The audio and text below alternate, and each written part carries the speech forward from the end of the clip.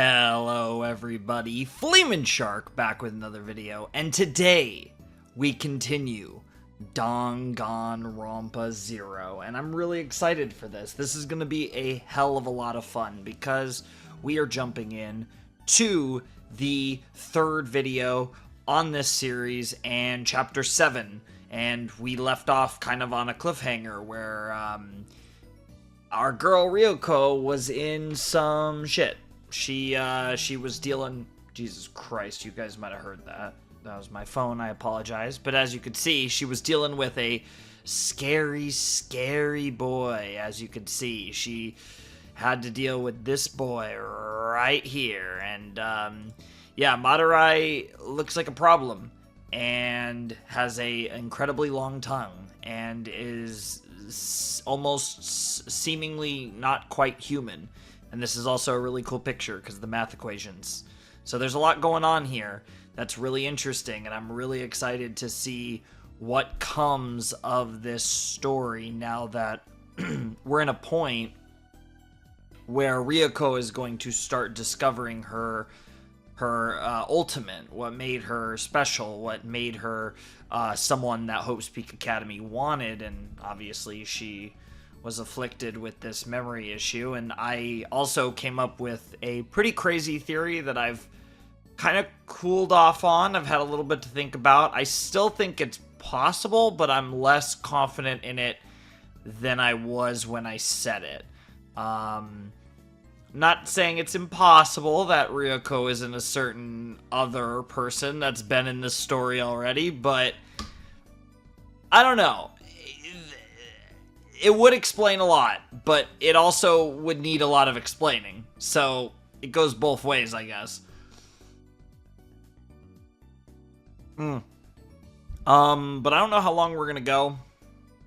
Again, it's one of those things that for whatever reason, as easy as this actually is to do, like theoretically speaking, I do kind of find it like strangely, for whatever reason, for me, it's like strangely difficult to try to bring myself to actually record. So it's like, because I'm enjoying it a lot, but at the same time, I almost have to like force myself to do it. And I think the main reason why is it's me constantly talking over a long period of time. So I might just give in to the fact that this is going to take a while to get through and not worry about making the videos that long, because then I think I'll have no problem doing them. But we'll see. I think the other thing that I might look into potentially doing is making the videos a bit shorter for like a while, and then if I'm able to get far enough ahead in my videos, is record like multiple sessions and then combine them into one fat video for you guys if I get far enough ahead with my content in general. So I think that's definitely something that we might look at for like the later part of Danganronpa 0. But maybe I get 3 chapters in and then that's fine. That's kind of been the pace we've been on. So maybe it works out, maybe it doesn't. I don't know. But we are reading chapter 7 and we'll see from there. So I'm excited to see what Ryoko comes up with as she is in quite serious danger and clearly needs to think on the fly. But according to her Ryoko Otonashi's memory notebook, she clearly does have some tricks up her sleeve. Alright.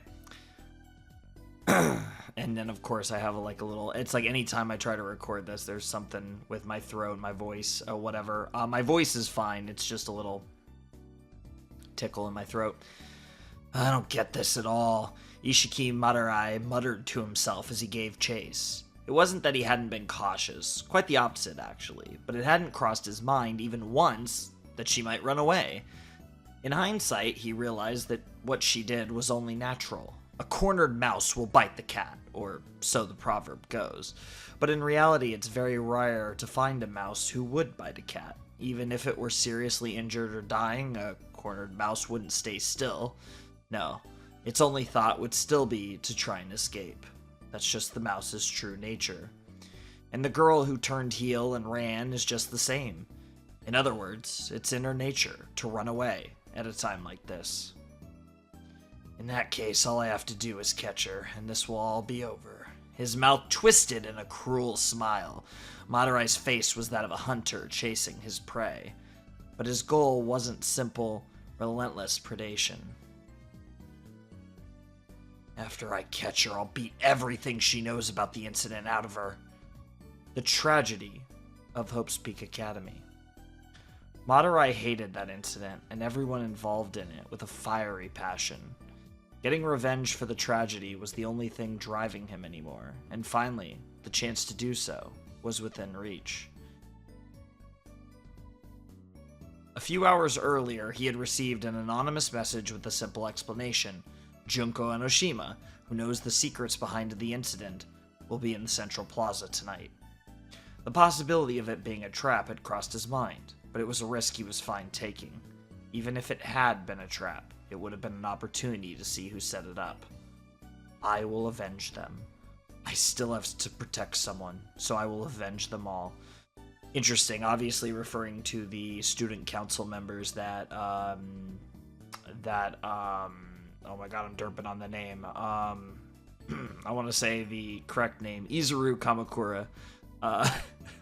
Ironically, the name that was just stuck in my head there was Mukuro Ikusawa, which is decidedly a different despair.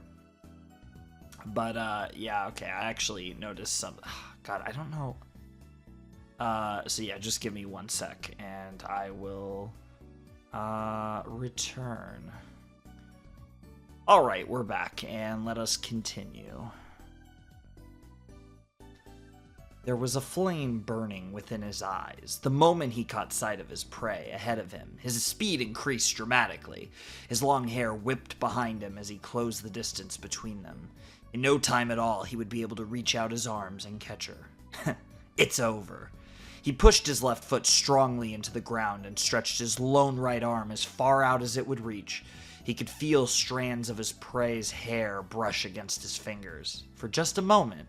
And then, the prey suddenly changed direction with a sharp and unexpected turn, causing him to lose his balance. She had timed her move perfectly, almost as if she planned it all along, because she planned it, well, not all along, very quickly and erratically, but still planned nonetheless. Madarai clicked his long red tongue loudly, corrected his stance, and gave chase once more.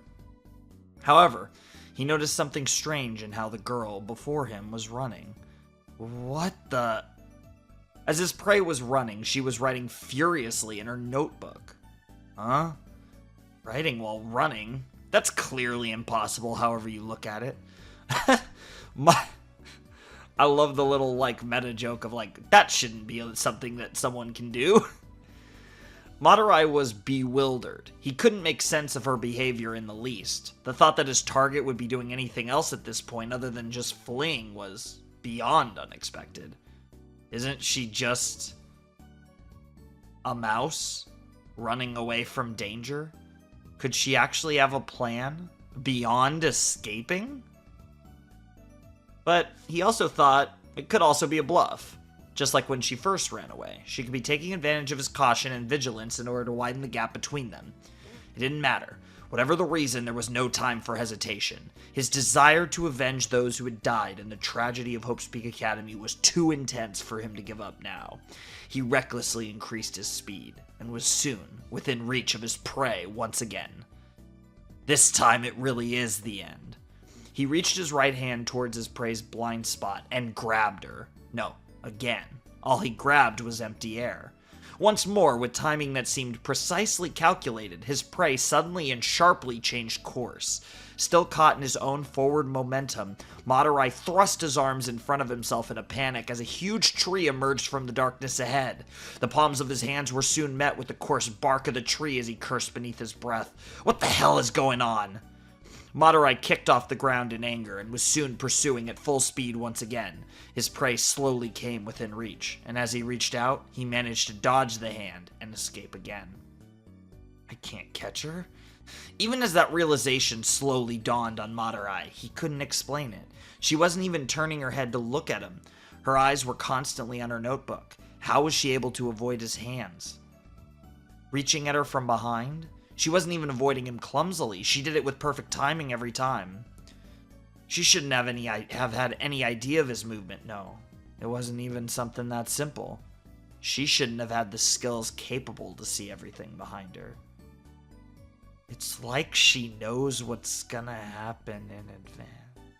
You've gotta be fucking kidding me. Oops. Yeah, no, that's right. Madurai shook off the thought from his head and accelerated to full speed again. Soon, he was at his prey's defenseless back, reaching out toward the blind spot once again. The moment he was about to grab her, just as expected, the prey dodged his hand and escaped. This time, however, Madurai anticipated it and turned his body sideways to match her movement. He extended both of his long arms and lunged towards his prey in a full tackle.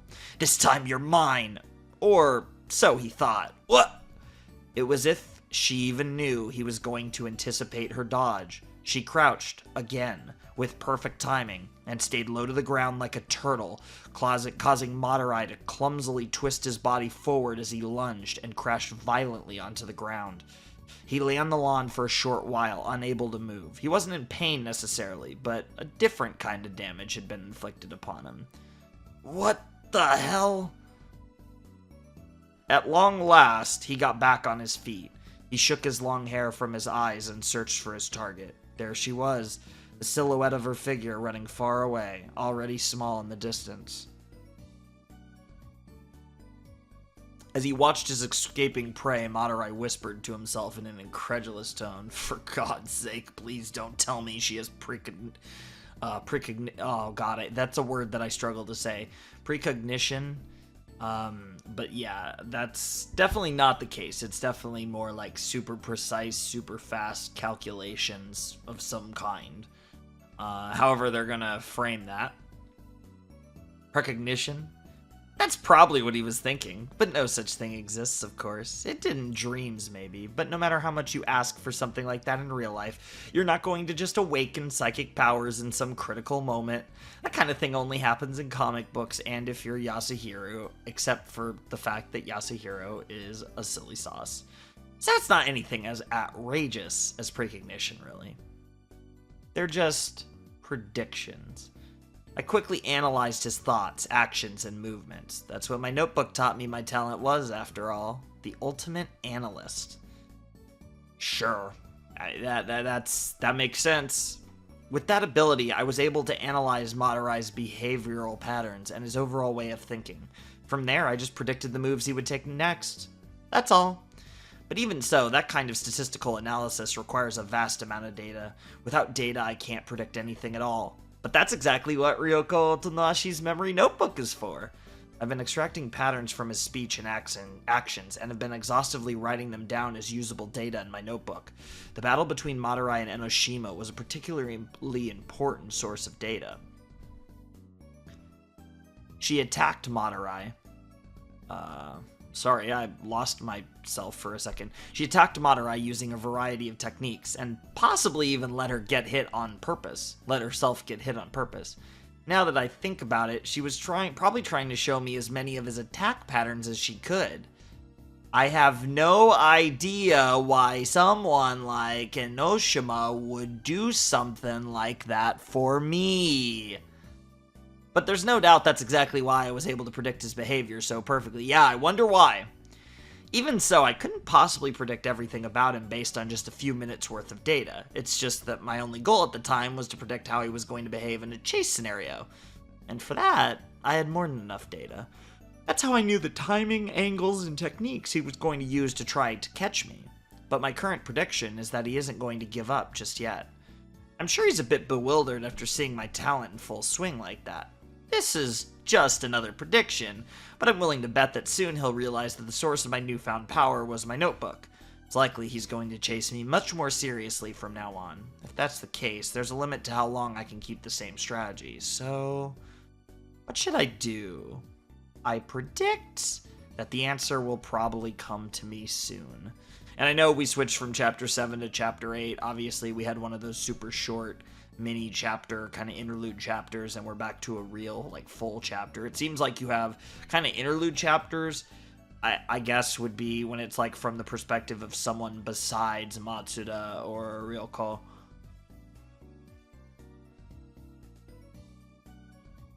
And then the Matsuda and Ryoko chapters are much longer. I continued my mental predictions, relying on the crude map of the central plaza drawn in my notebook to guide the way. Soon, I passed the area overgrown with trees and came to a clearing. Just as expected, there was a small building there. That was my destination. The moment I saw it, fear and bravery began to intermingle inside my head. But I have no choice. I have to forget any fear and anxiety. I have to do it. I have to do it if I want to meet Matsuda. I have to do it. I'm sure I can do it. By the way, that wasn't a prediction just now. It was just a moment of enthusiastic optimism. Wow. I take it. Okay, we're just flipping back and forth between Madurai's perspective of this chase scene and Ryoko's perspective. Okay, we're blowing through chapters here. Sure, why not? Chapter 9. Madurai had reached a conclusion. There was some kind of secret hiding in that notebook. Yes, that must be it. There's no such thing as precognition. She'd been insistently writing in that notebook of hers despite the fact that terrible things would happen to her if she's caught, which means her secret must be in there. Not that he could even fathom what it would be, which means I have to destroy that notebook no matter what. Madurai hadn't always been prone to complicated things. He was often told that, contrary to his looks, he was a cautious man. But it wasn't always like that. It was simply necessary for the responsibilities he held. But now those responsibilities had lost their meaning. It was my fault. It was because I couldn't protect them. The only job that mattered now was finding the culprit responsible for the tragedy of Hope's Peak Academy and exacting revenge. I can't afford to just stand around doing nothing. Not now. Madurai began running again. From here, his goal was simple. Catch my prey, hurt her, make her talk. His resolve renewed once more, Madurai ran with all his strength in the direction his prey had fled. He may have lost some time, but it was not yet a fatal loss. Even if she managed to escape, all he had to do was keep chasing her. As long as he didn't give up, it wouldn't be over. Catch, hurt, talk. Madurai repeated those 3 words to himself, slithering through the dark trees and underbrush like a black snake. I mean, that is his aesthetic, after all. While paying careful attention to his surroundings as he ran, he spotted a small clearing of open space nearby. He surveyed the area, finding a small prefab shed on the opposite side of the clearing. Light from a street lamp nearby flickered continuously, creating an ominous atmosphere right out of a horror movie. It's too suspicious to be suspicious. No. That makes it perfect. For someone to take refuge in, he muttered to himself. Madurai reduced his speed and moved carefully toward the shed. Its cream-colored walls and roof would normally seem pleasant, calming even, but underneath the eerie flickering light, they were almost sickening. He stood before it, peering through the window set in one of the walls to scan the interior. Swaths of dust were illuminated by the lamppost above, along with paint cans and bags of fertilizer that stocked the shelves. It must have been a storage shed for the central plaza, he thought to himself. As he noted cleaning tools leaning against the walls and shelving. There was no sign of life, but of course, there were countless places someone could hide. Madurai backed away from the window, turning toward the shed's entrance, a thin, light wooden door. He brushed the doorknob with just his fingertips, and once he confirmed it wasn't booby-trapped, he turned the handle. It didn't open. Someone must have locked it. Kneeling in place, Madurai paused to examine the ankle-high weeds growing around the shed. Most were upright, but a fair amount of them were bent or otherwise trampled. Someone had stepped on them recently. Well, that settles it. However, this gave him no peace of mind. Quite the contrary. The cautiousness Madurai had briefly forgotten returned in full force. So, what kind of trap is she prepared for me? He stood and took in a slow, deep breath. After the exhale, he turned to the door and kicked it with all his strength. Wham! The door opened just slightly, making a dull noise. Wham, wham. Okay, I'm not doing that again. With a few more kicks, the gap in the door was wide enough for a single person to pass through. Beyond that gap, there was only darkness. Madurai lowered his posture and slipped through carefully. "Excuse me, coming in." The sound of sand beneath his feet rippled through the silence. The structure was larger than it seemed from the outside, and the only illumination came from the flickering light outside the window, which had little effect on the gloomy darkness covering everything. Cobwebs spread in every corner of the shelf, across the shelves of paint cans, the sacks of fertilizer, the edges and points of maintenance equipment. "Hey, I know you're hiding here somewhere." Madurai's voice echoed slightly through the small room, and suddenly his eyes were drawn to a particular spot. Behind a heap of burlap sacks, he thought he saw something moving. A small, shivering movement. Almost as in response to his voice. "Oh no, she's baiting you." There she is. But he knows she's baiting him, so that's what makes this interesting. It's mind games on top of mind games here. Madurai advanced slowly toward the pile with increased caution. There had to be a trap here, somewhere. Many of the tools in this shed could double as a weapon in the hands of scared prey. Madurai could see her in his mind, hiding in the darkness, clutching one of them in her trembling hands. "What are you planning?" Raising his voice and staying alert, he inched closer to the pile. By the time he reached the room's center, his eyes had completely adjusted to the darkness. "If it's a fight you want, I'd be happy to accommodate." Oh, sorry. I thought that was her. "If it's a fight you want, I'd be happy to accommodate," he said in a cruel, flat voice. "But I'm warning you, you will regret it later. You're going to be in a world of For a brief second, Madurai had no clue what was going on. He felt something hit his face, and then his vision went blank. Ugh! Groaning, he half opened his eyes. His surroundings were engulfed in white fog. Hi-ya! From behind the pile of burlap, someone had thrown a white-gray clump at his face. As soon as it struck Madurai's body, it seemed to burst open and scatter into countless small particles in the air around him. It's like a bag of flour or something. His prey thrust her hand into one of the sacks in front of her, grabbed another mound of powder from it, and hurled it at him. Interesting. Hi-ya! I guess that's her. Madurai was stunned. This was no fight. It was a childish quarrel, a snowball fight with clumps of white powder instead of snow. What the fuck? Madurai's face twisted in anger. That he had wasted his time on something so foolish, been so cautious of something so juvenile, it infuriated him, you know. That's the bait. I've had enough. Let's just end this. The flickering light reflected sharply in Madurai's eyes when... Do you know what a dust explosion is? The girl raised her voice at the exact moment Madurai was about to move. His momentum was cut off, and he stopped instinctively. What do you think would happen if I start a fire right now? What would... Right now, there was fine white powder floating throughout the entire room. The potential danger of the situation shot through his mind.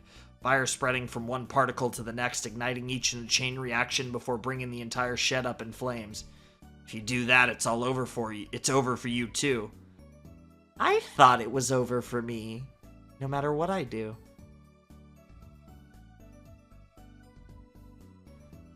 Upon hearing those words, Madurai remembered his own words. It's impossible to predict what someone desperate will do. Madurai squinted, trying to see more clearly through the powdery fog. He could see the girl's silhouette, but that was all. As the dust began to settle around him, her face was finally visible. It was completely emotionless. Okay, that's interesting. This is an interesting start. It's so weird. We're technically in the 3rd chapter of the video. Wild, by the way. But it's interesting that he defines Ryoko's face as completely emotionless. Because...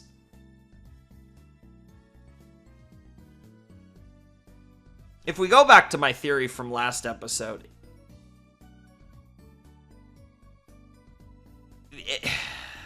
okay, I might be going overboard here, but I almost wonder if it's possible that she has more than 2 personalities. Right? So, like, hypothetically, if Junko is one, and Ryoko is another, And the ultimate analyst is actually a third personality, right? And it's all kind of just based on, you know, how her mind's clicking or whatever, right? And okay, yeah, that sounds kind of stupid now that I think about it. I mean, that could be the case, but I just have a very little, like, it's because from all accounts, Ryoko is conscious of what's going on and is consciously doing it as her. But we'll have to see. And then the next line, it's going to be, she says something that's hella, like, not Ryoko, and then be like, oh, okay.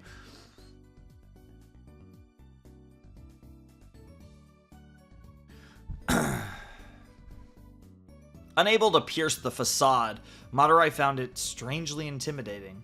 Who the hell are you? It was no longer the face of frightened prey. Her eyes just stared into him, unflinching. A shiver ran down his spine. I don't think you could do it. There's nothing here you could use to start a fire.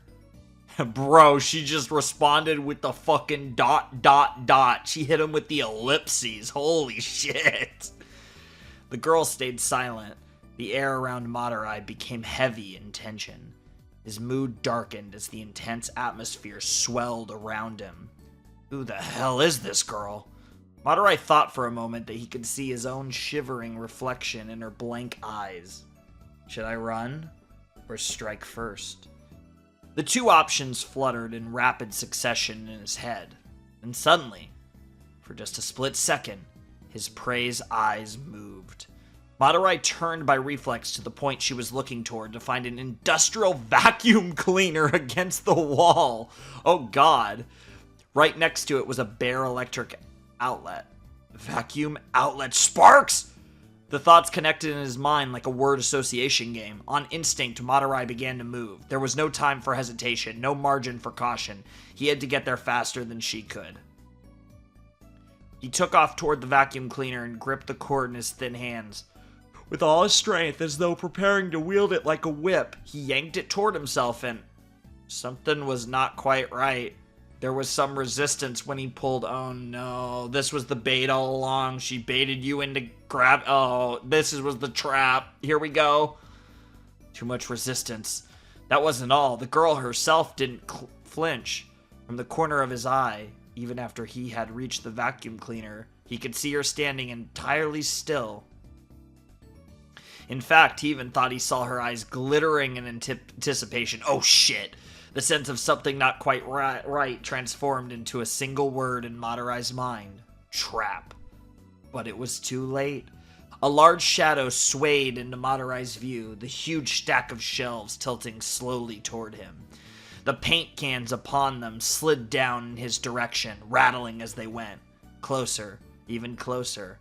And then, with a thunderous roar and a cloud of dust, Ishiki Madurai was crushed beneath the fallen shelves. Yeah, that's not going to do a whole lot to him, but it might buy Ryoko a little bit of time. I can't get over the fact that we've had 3 chapters. I get that how they're defining these chapters is because it's each time they switch perspectives from Madurai to Ryoko, but still, it's funny.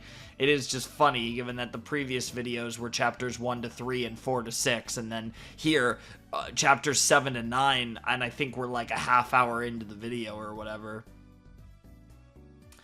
But yeah, no, I mean, she's doing a good job. She's obviously very smart, and it goes even beyond just her, you know, her coming up with plans, but it's also her confidence in those plans and that people will make the moves that she predicts they'll make, and she has to believe that for it to actually work, and that she showed that confidence right there in that scene, which is obviously a bit different than what we've seen with Ryoko. It's definitely, this is definitely an evolved Ryoko, or like her true self, I suppose, for lack of a better term, because I think a lot of what we've seen of Ryoko is still the genuine Ryoko, but this is, I guess the best way to put is her full, unhindered self.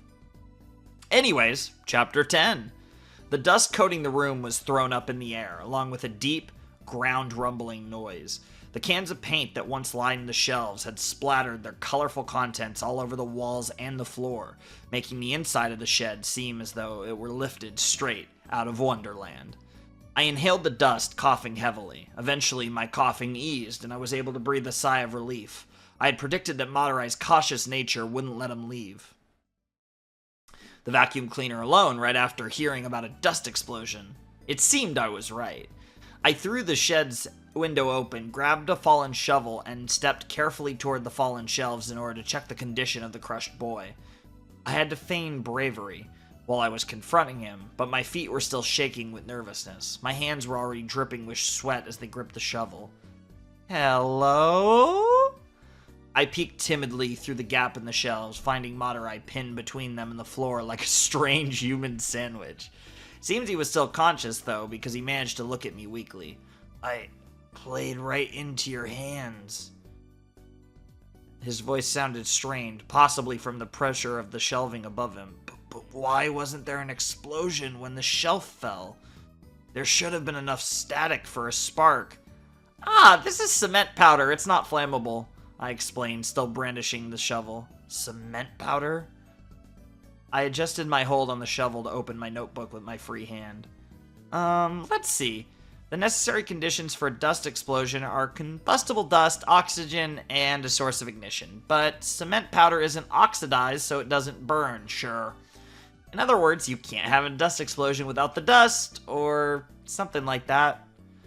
And you knew all that?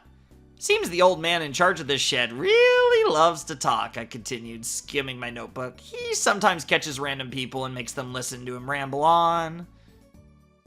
Hey, don't you think that it's kind of shady that he told all of that to a random high school girl? But I guess it ended up saving my life, so maybe I should go think him once this is over. I flipped through my notebook some more. Anyway, it seems this old man is really into DIY projects and loves to build things on his own. Guess that's why he stores all the cement powder in here. And you use that as a decoy? Yep, so I get you to pull on the vacuum cleaner. I dropped my eyes to the notebook again and nodded vigorously like I was a regular show character. By the way, have you heard of a movie called Home Alone? I used one of the... Oh my god, it is a Home Alone trap. I didn't even think of that. What the fuck? Oh, dude, what is this girl? Like, the fact that one of the canonical things about Ryoko is she's obsessed with Home Alone is fucking hilarious. Have you heard of a movie called Home Alone? I used one of the traps from it as an inspiration. I tied the vacuum cleaner and the shelves together with a rope so that when you pull the vacuum cleaner, the shelves come down after it. Oh, that's right. I also used the cement powder to help keep the rope hidden. I used a white rope, so that's enough. Madarai interrupted with a weak voice. So this trap was the ace up your sleeve? Not really. I mean, at the end of Home Alone, it wasn't Culkin who ultimately stopped the robbers. It was the adult who came to save him. It was the same in the second one, too, so... So, honestly, the ace up my sleeve would be when someone comes to save me, and... Yes, I get it. Please, stop. I'm starting to understand what that fucking neurologist complains about all the time. Madarai twisted his face as though my talking exhausted him. But don't you think it's too early to celebrate your victory? Huh? Oh god, not the huhs. Pretty soon, you're gonna be saying your name is Makoto Naegi with the huhs. His strange words caught my attention. I couldn't help returning a question. What do you mean? I still haven't shown you my ace. Bro's about to do something ridiculous. Leaving only those words, Madarai finally sank into silence. Trying to question him any further brought no response. It seemed he had lost consciousness. I had the feeling something was left unfinished, but my notebook also taught me there's a chance I might get pneumoconiosis? Yeah, pneumoconiosis if I inhaled too much dust, and so my first priority became leaving the shed. As I stepped outside, the weight was lifted from my shoulders and I felt refreshed. Something tells me it's not going to be long before the weight is lifted from Madarai's shoulders as well. Well, I guess the school's security department can take care of things later. Once they apprehend that boy, I'm sure everything will settle down again. I mean, he tried to attack a young girl, so I'll probably get expelled, and that means I'll never see him again. There was a quiet choking sound, as soft as a small animal. I quickly realized it was me. My throat squeezed shut. Something rugged had closed around it, making it impossible to breathe. What? What's going on? Even in my choked confusion, I could see the slim, black telephone pole before me. Wait, a telephone pole? I looked up, even more confused, and saw a pale white face atop the tall and narrow pole. It seemed to be a human face, a familiar face. There are some things even someone as forgetful as me can recognize. I mean, that face was the face of the man who was supposed to be unconscious under a stack of shelves. Madarai's face. You seem surprised. He wasn't injured in the least. Even his clothes were perfectly clean. I know what you're thinking. Why is the man I just took down in the shed standing here strangling me? Am I right? A cruel smile tore through Madarai's face. So, yeah, what's your explanation? To make things short, this is the ace up my sleeve. Well, part of it anyway. His eyes, narrow as could be, were fixed on my own. They were oily and glittering. I think for now, I'll just break your arms and legs. It's gonna hurt for just a little while, so please endure it patiently. Although perhaps I should let you faint first. It would be a bother if you started screaming. His tone of voice was more composed than cruel. As my mind only vaguely registered his words, there was no chance to plead for my life. Not to mention the fact that you're getting choked and probably can't talk. Oh, I'm down in this water. I'm gonna need more. Madarai tightened his grip around my throat even further, and I felt my consciousness slowly slipping away. I felt emptiness, as if I were beginning to vanish, while each and every sensation was eradicated from my body. Couldn't say anything anymore. I couldn't breathe anymore. I couldn't predict anymore. My notebook slipped from my hand and onto the ground. My eyes became hazy, my vision blurred. In front of my eyes, both the scenery and Madarai himself became twisted together. That's right, twisted. Madarai's body distorted into a spiral, swirling. Ground became sky and sky became ground, with only his pale face remaining the same. Then it crumpled, and I watched. Then it crumpled, and I fell to the ground with a dull thud. I watched everything as it happened, right in front of me.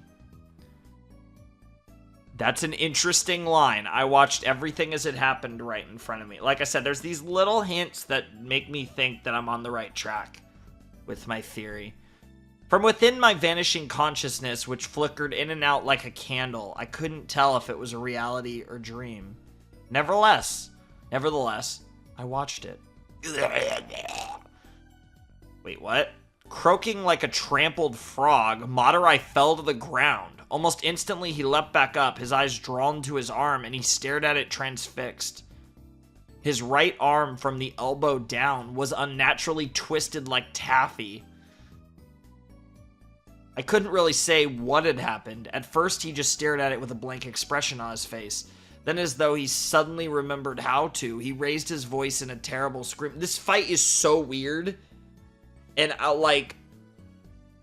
there's so many things here that don't make sense, and I feel like whatever's going on here has to...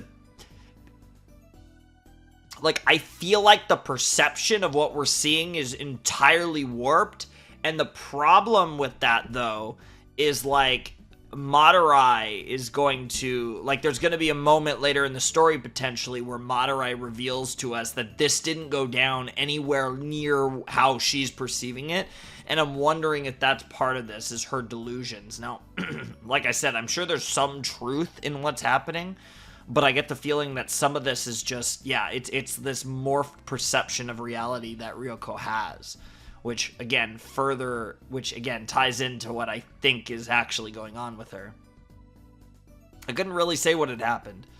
Oh yeah, we said that. It came out with such force that seemed to expel all the air from his body. A wretched scream filled with confusion, terror, and pain, because she was talking about twisted, and then she yeeted, but then yet at the same time, boom, and she was flickering in and out of consciousness, which, again, we have experience with Toko, and that lines up as well. So there's a lot of interesting implications here.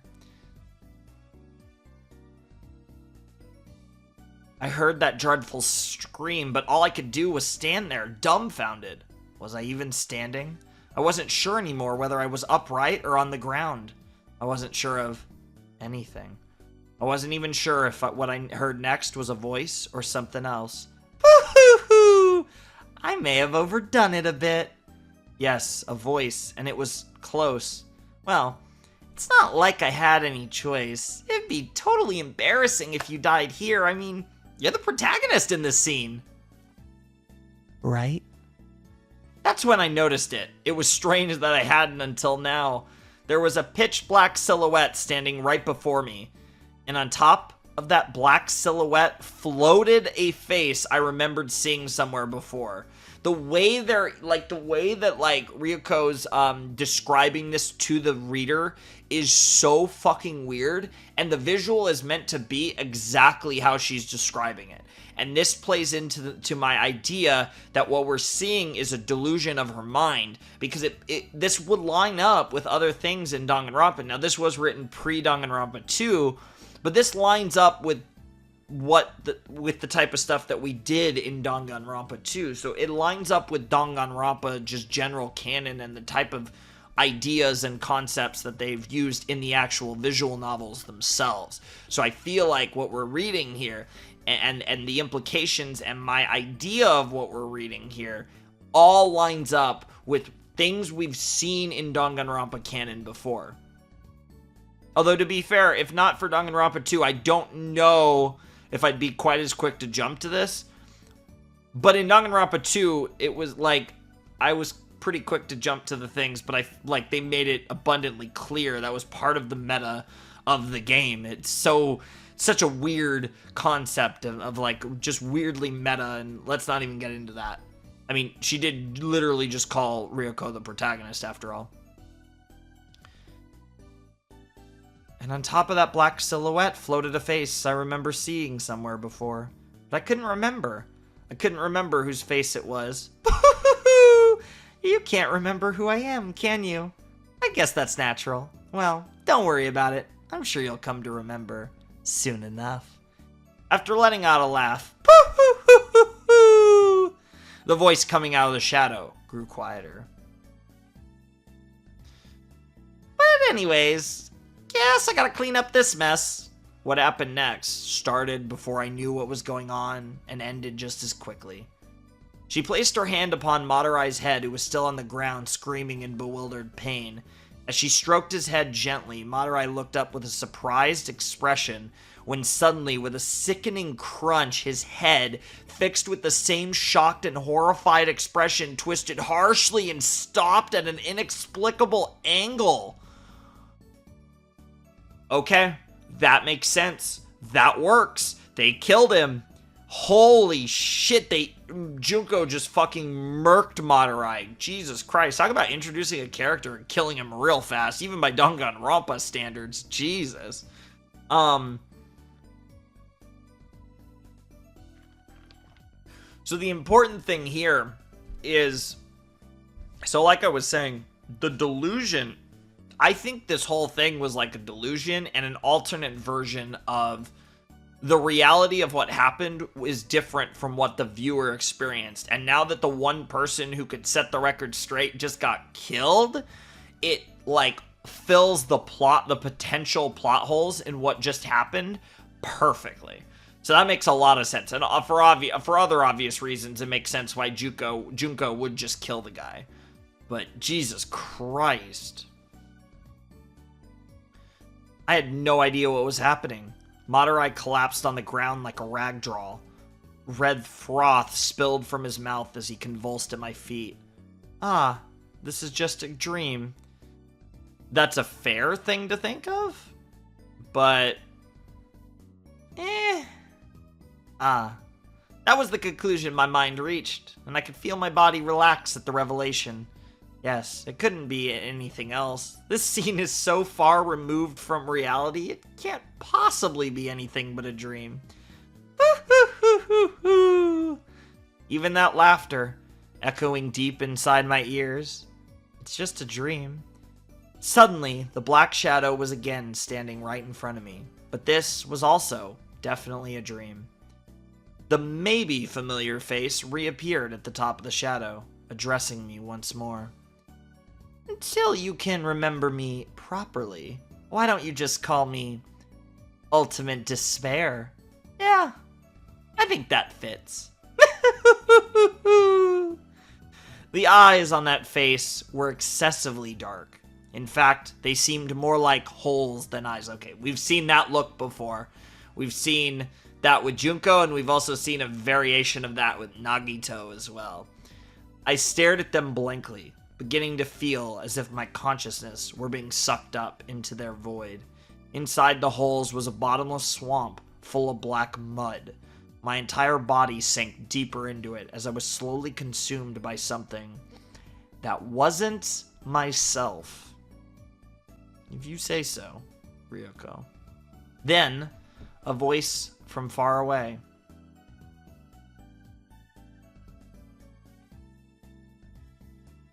Let's meet up again sometime, then I can kill you properly. Oh God. Oh Lord. Regardless of whether I'm right or wrong about my theory, either way, that's equally horrifying coming from Junko.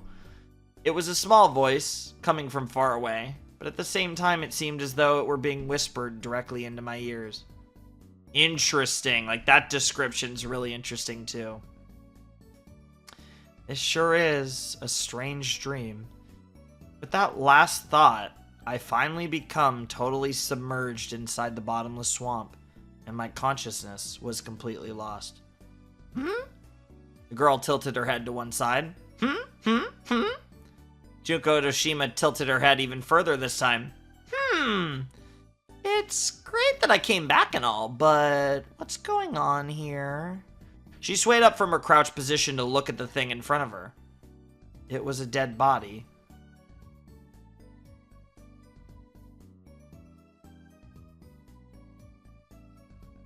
Yeah. Oh my god.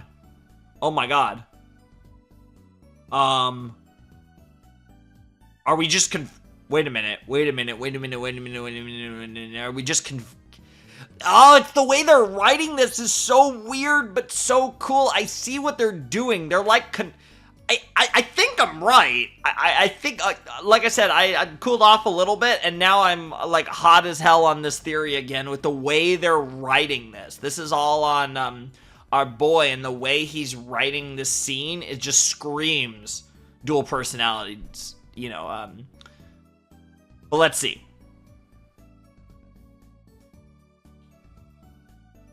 She swayed up from her crouched position to look at the thing. In front of her, it was a dead body. A man, his neck and arm twisted at a severe angle.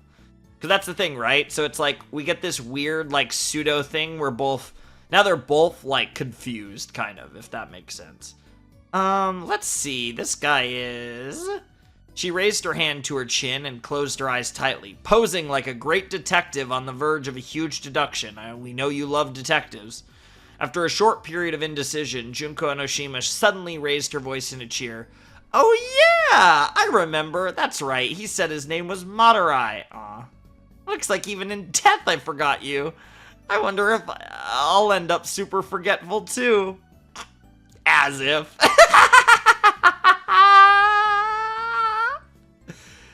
Enoshima's laughter echoed through the night sky, stacking upon itself as if there were several of her laughing in simultaneous chorus. That could be the end. Oh no, we're still going, okay. But the next moment, her laughter stopped. Her face turned sullen, as if she had suddenly grown bored of laughing. Huh. Anyway, where'd that other corpse disappear to? Oh yeah, we never got that explanation. Yeah, we still have no idea what happened to the first corpse. Suddenly, she was laughing again. Where just moments ago, she seemed bored and irritable, she became jubilant, as though a switch were flipped. Well, it's not like it matters where he disappeared to, right? I am so despair-inducingly great at these kind of things. The second her declaration was done, her face turned sullen yet again. But it's so unsatisfying when your plans always succeed. Whose fault is this? Isn't anyone going to take responsibility? Her expression changed with every sentence that came out of her mouth, but none of it was an act. Every time it reflected her true feelings. Despair-inducing capriciousness. That's what she was all about. She was the ultimate despair. Junko Enoshima, after all. Still gloomy, Enoshima. It's weird, right? Because, in English it's Junko Enoshima, but I'm pretty sure it's supposed to be Enoshima. And so it's weird because I don't know which way to go with how I pronounce her name. Because in the English version they say Junko Enoshima, but I'm pretty sure it's Enoshima. So it's like this weird thing where, like, I want to say it Enoshima, but I think instinctively I want to say Enoshima. Still gloomy, Enoshima shuffled toward Madarai's dead body. It's your fault, you know. Hey! She prodded the body with the toe of her boot. Hey, say something! What's up with being so easy to kill? You should have at least made an effort to disrupt my plans. How can I possibly despair like that? At that point, she suddenly changed her voice. It hurts! I'm so sorry! She whined, mimicking the dead Madarai's voice as though it were a morbid ventriloquist act. Enoshima, please forgive me! She began kicking the body more forcefully as she continued to speak for it. Dark red liquid dribbled from his mouth. I'll repent by killing myself, so please forgive me, senpai, mommy, mistress. Enoshima returned to her normal tone of voice. But you can't do that. You're already dead. Having delivered her grand punchline, she stomped hard on Madarai's face. Jesus. Squelch, a thick crunching sound surrounded her.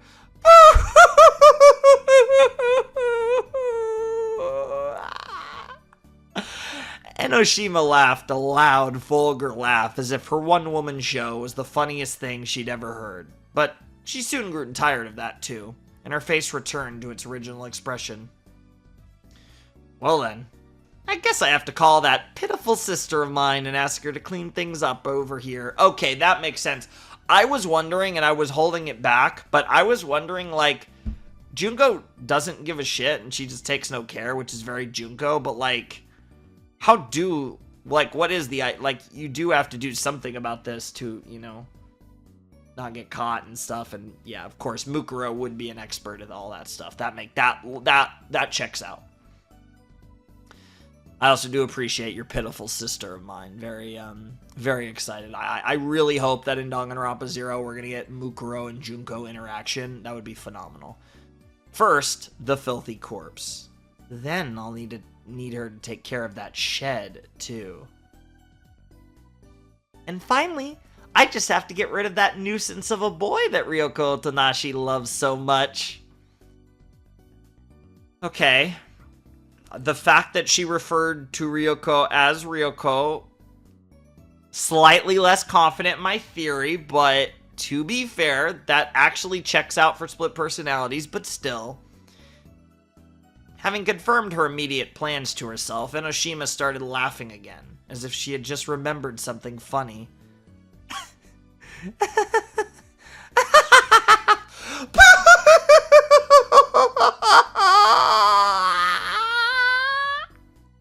She laughed vulgarly and grandiosely, facing the sky with both arms spread open. Her cruel, gruesome laughter echoed high in the night sky. There was no coherence to it, nor any necessity or sentiment behind it. That was what the ultimate despair, Junko Enoshima, was all about. Good shit, good shit.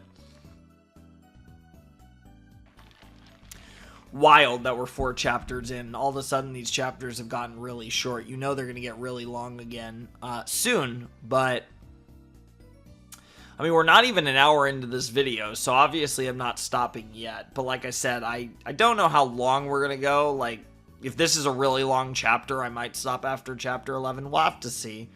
But I'm enjoying this. This is fun. I enjoyed the Madurai and Otonashi chase scene. I thought that was really fun. I liked getting a little bit of a proper explanation about what Ryoko's special talent is. We got a little more Junko, which you guys know I am never complaining about seeing the queen. A lot of good stuff. My girl Junko is always welcome. And slightly surprising, but not really, but a little surprising was that our boy died. He was introduced and killed just like that. Honestly, sucks to be Ishiki Madurai. It really does. But I guess the idea here is, even though Madurai died there, you still have the situation where,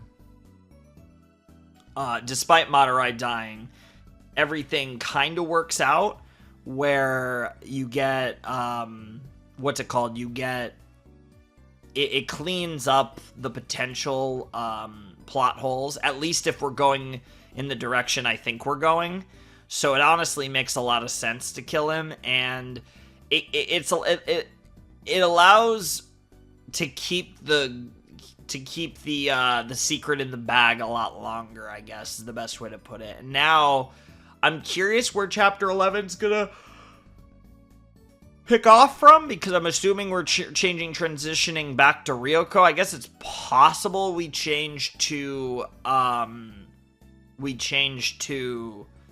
Matsuda. The thing about Matsuda is we don't know where he was tonight. Like, he just wasn't around when Ryoko needed him. So that is potentially a plot line that we could follow, is in the meantime, while Ryoko was having this whole adventure on this night, what was Yasuke up to, and how could that relate to the story? Because I would imagine that he was doing something. I imagine that even if we don't find out right away, I feel like that's not something that's, the fact that he was just not around, I don't think is something that's going to be immediately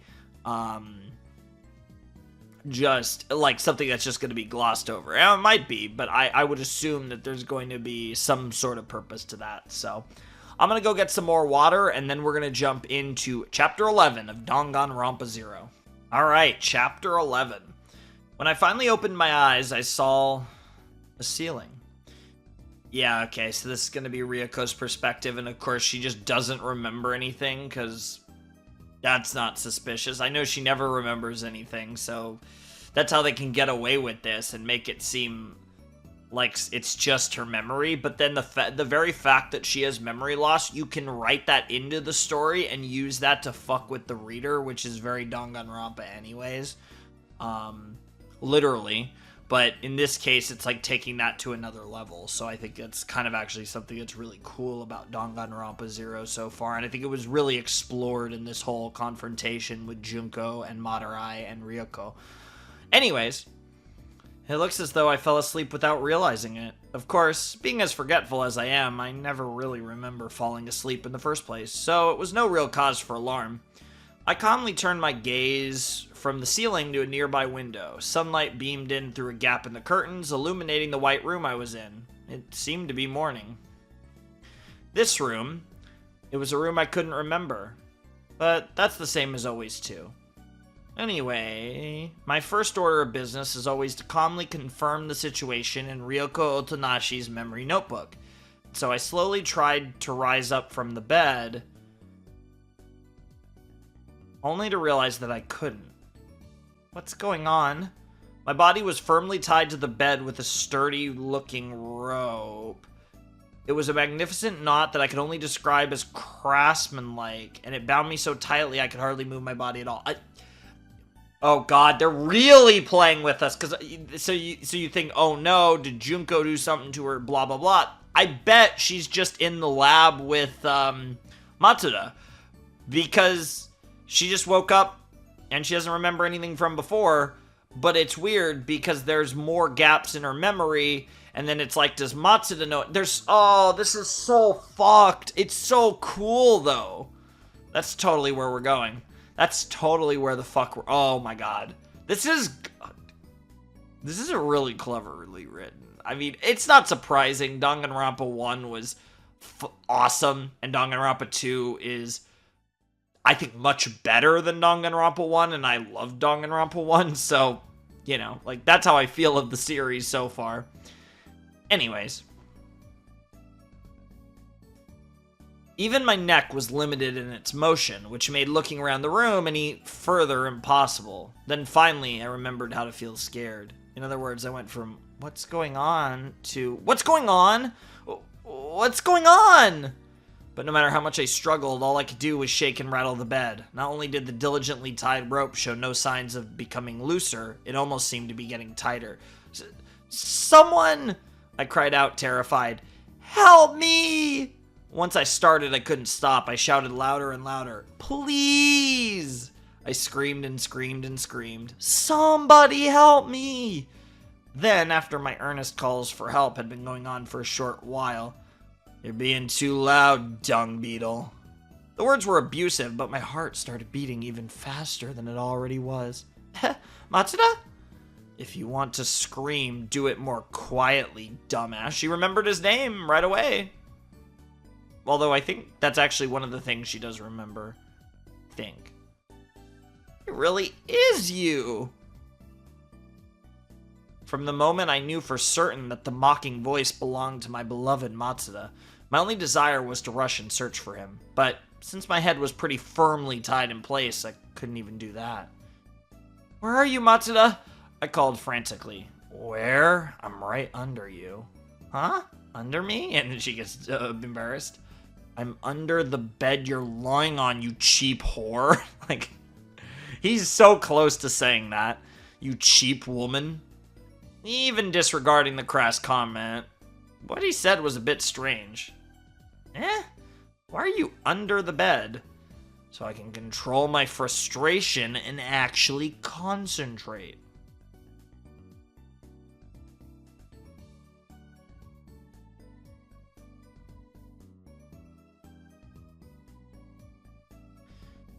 Being in the midst of a bondage situation, I couldn't confirm it with my own eyes. Interesting way to word that, given how much you love the person who presumably put you in that bondage. But his voice certainly seemed to come from the other side of the bed. But he certainly seemed to come. There was no mistaking it. He was, in fact, beneath me. But what would require so much conversation that you'd have to be under a bed? This situation. Could have meant anything, but regardless, I gave my support. Hey, Matsuda, if something is troubling you, you can always come to me. I'll listen to your troubles anytime. I think I'll take you up on that offer. Last night, I was informed that a super ugly acquaintance of mine went missing. So I had no choice but to go searching all over the place for her. But when I came back to the lab, I discovered her ugly, dirty body lying on top of my bed, sleeping like a log and snoring like a chainsaw. So, do you think you can understand my frustration? That sounds like a really bad, super ugly friend you have. It's you! Oh, okay. So I've gone missing?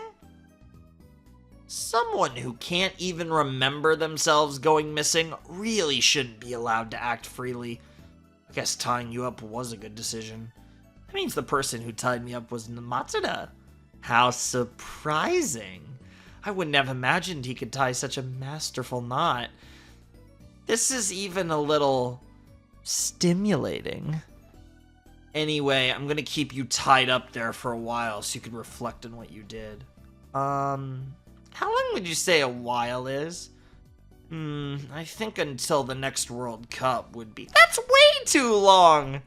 I mean, it honestly depends on when this takes place.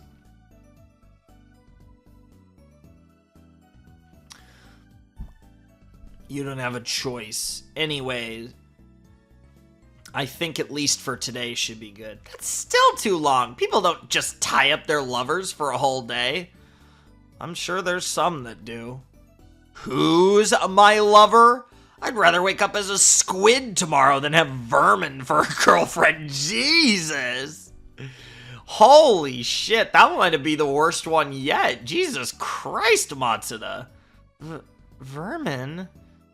I couldn't find anything to say in response to his nastiness. It really seemed as though Matsuda was mad. His silence afterward affirmed it. On top of the bed, I was silent. Under the bed, Matsuda was silent. That awkward atmosphere continued for what felt like forever. After some time passed, Matsuda sighed. Honestly, you've always been that way. What are you talking about? I just remembered something like this happened before. You've always known the perfect ways to irritate me. I'm not sure if I want to hear this out or not, but I'll listen, I guess. So, what happened before? Matsuda started telling the story slowly, and as he struggled to turn the memories in his head into words. It was just after you started elementary school. Whoa, they're childhood friends. They've known each other that Matsuda. And he's even struggling to say it because he's like, oh, I've been taking care of you and have been in love with you my entire life, and I hardly want to admit that fact. That's so cute. I was surprised already at how old the story was, but at the same time, it made me happy. It meant I've been together with Matsuda ever since I was little, and it meant that he remembered such an old story about me. But I don't remember it, of course. There's nothing I could do about that. You were really skilled at making sound castles, and amazed everyone when you started building the surprisingly large and intricate one at the public park. It was modeled after the Sagrada Familia. It's really amazing, isn't it? I mean, a tiny elementary school student deciding she wants to recreate a cathedral of all things. And on top of that, you even knew how to use some advanced techniques like solidifying the sand with some water. It took you an entire month to build. Yeah, that is, especially as an elementary school student, not only is that crazy, but that's so far removed from the Ryoko Tanashi that we fucking know. I mean, obviously, Analyst and all that, but and that was probably early manifestations of her talent, but given the way that talent, quote-unquote, works in this universe, but nonetheless. The real Sagrada Familia has been under construction for 120 years, and it still isn't complete. It's not too surprising it would take that long to build a perfect replica out of sand. But still, an entire month. I wonder what I wanted to prove back then. It was truly an amazing effort. No one could believe it was built by an elementary school student. As you were getting closer to completion, a bunch of people from around the neighborhood came by just to watch you work. But well, you never actually finished it. Why? You said I was really close. Matsuda answered my question in a rather flat, matter-of-fact tone. Someone destroyed it. Just when it was about to be completed. Destroyed it? An image suddenly appeared in my mind of a pitiful wreck of a sandcastle that had been trampled upon. Why?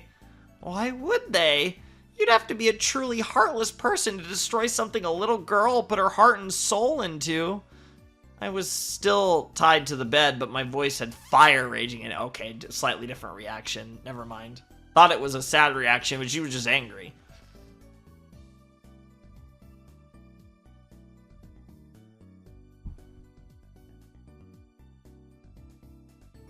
You cried a lot over it. I mean, a whole month's worth gone like that. Whole month's worth work gone like that. Well, of course I did. I felt intense empathy for my elementary school self. It's probably not surprising, but I was pretty pissed over it and started looking for whoever did it. But no matter how hard I looked, I couldn't find a single clue. There wasn't even supposed to be anyone at the park when the Sagrada Familia got destroyed except for you. I couldn't find any... Oh my god! Oh, do not tell me she did it herself. Or either... Well, these are arguably the same / different things, but she did it herself or Junko did it. It's one or the other or both. I think I got really depressed at that point. I remember sitting on a bench at the park, staring at the remains of the Sagrada Familia when you suddenly came running to me. What was weird, though, is that you had this huge smile on your face, like I'd never seen before. She's the fucking queen. She's the fucking queen. I'm dying on this hill. Again, maybe I'm just reading into a bad theory and I'm just piling it on, but it feels like they're piling on me right now. Like I'm gonna get dicked down from both sides by Ryoko and Junko. I got Ryoko in my mouth, Junko in my butt. Like, shit's fucking wild, man. I know. I bet I found the culprit, didn't I? The funny thing is, she might have. No, that wasn't it. He sounded as if it would have been much better had that been the case. You came and whispered in my ear. You told me to keep it a secret, but that it was you who destroyed the Sagrada Familia! She did that to give herself despair, yes! Oh god, that makes me think even more. He's gotta know. Or does he? Oh, does he know about Junko? Because this has to be. That is the most Junko thing little girl Junko thing I've ever heard. Little girl Ryoko thing I've ever heard. You came and whispered in my ear. You told me to keep it a secret, but that it was you who destroyed the Sagrada Familia. Huh? And there's the huh. Huh? I was struck by complete surprise. So I spent a full month working on a sandcastle, and when it was almost done, I destroyed it myself? Irritating, isn't it? Irritating or not, why would I even do such a thing? I asked you that. It wasn't clumsiness or anything. I mean, if it were, you would have said so from the start. Thanks to you, I wasted my time looking for a culprit that didn't exist. It wasn't an accident. So that means I ruined a month's work of work on purpose?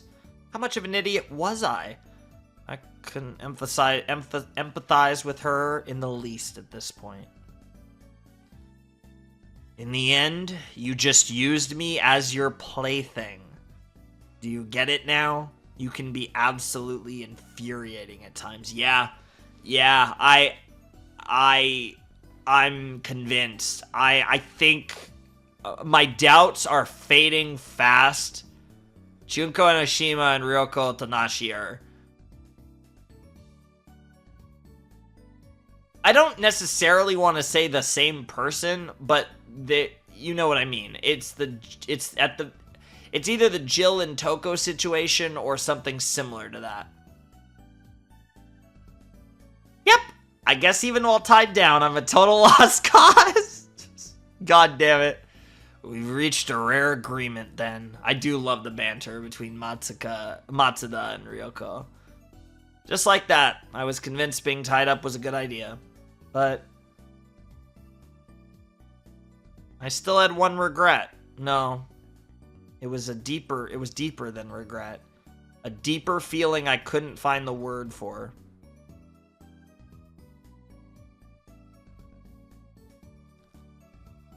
Zetsubo? Ugh!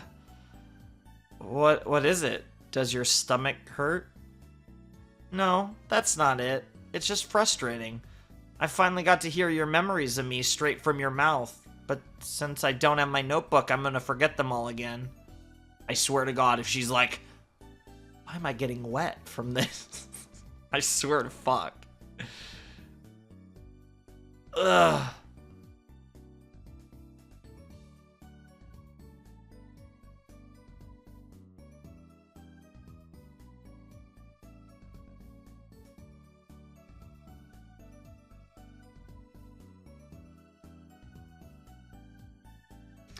If you want your notebook, I put it beside the pillow.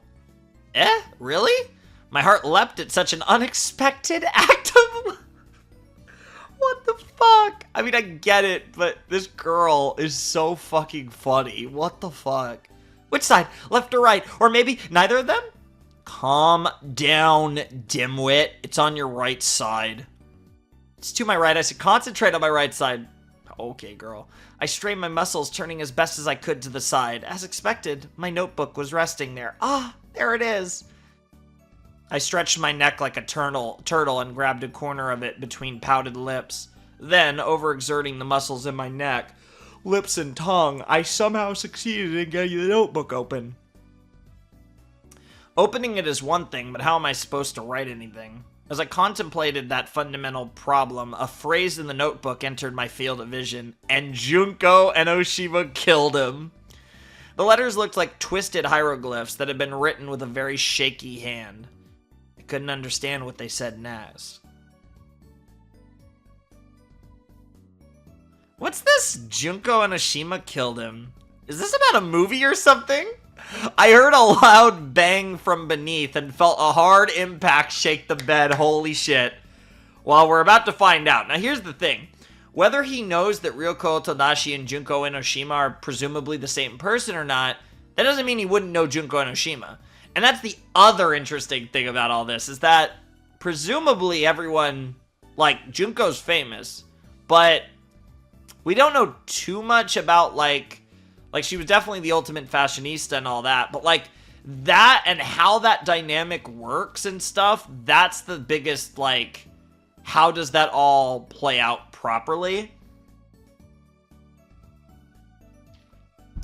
It's not about explaining Ryoko, because I can explain Ryoko pretty well. It's explaining Junko and, like, all the things that Junko's done, presumably pre-tragedy, and, like, how do we make this all make sense is the one thing that I don't know. Like, I don't know how we make Junko's existence necessarily make sense if this is the direction they're going, but it feels pretty... That's for the writer, that's for our lovely creator to figure out. Whereas everything else, I feel like all the other pieces are falling into place here. I heard a loud bang from beneath and felt a hard impact shake the bed. Oi, what did you just say? Matsuda's voice was suddenly rigid. Confused by the intensity of his voice, I strained once again to look at the notebook. Another sentence jumped out at me. I discovered a dead body at the Central Plaza. Dead body?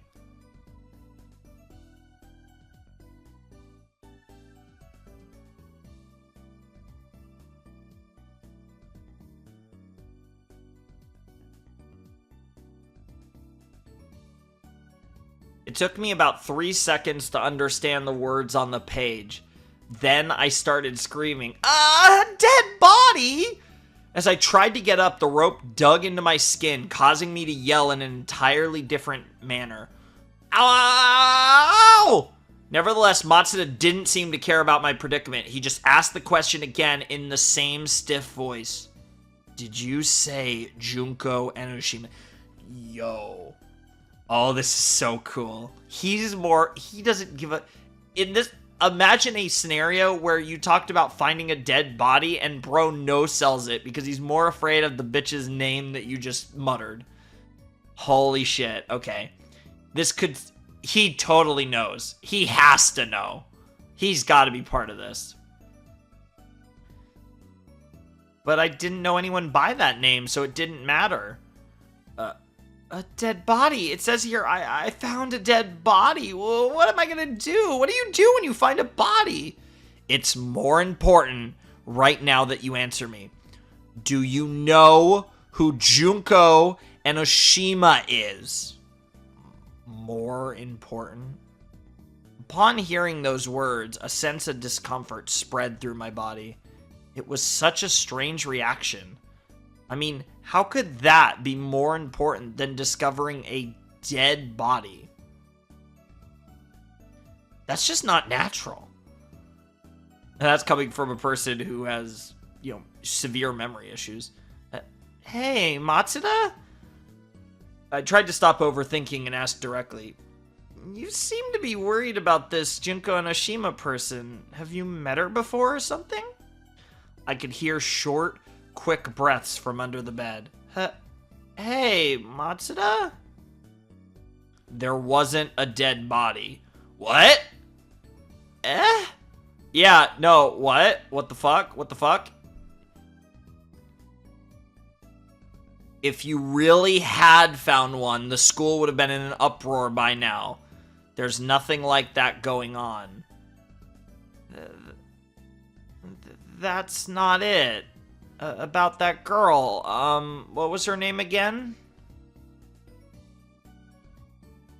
As I tried to skim my notebook again, it began to slip from my chest and out of reach. No matter how much I stretched my neck and tongue, I couldn't get to it anymore.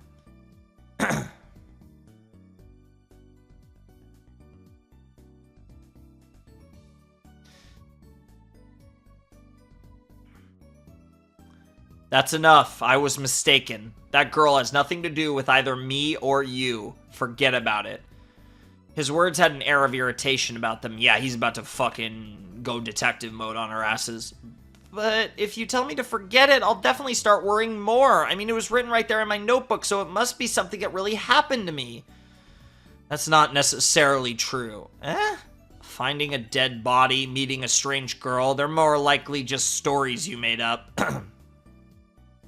Things you're just mistaking as real memories now.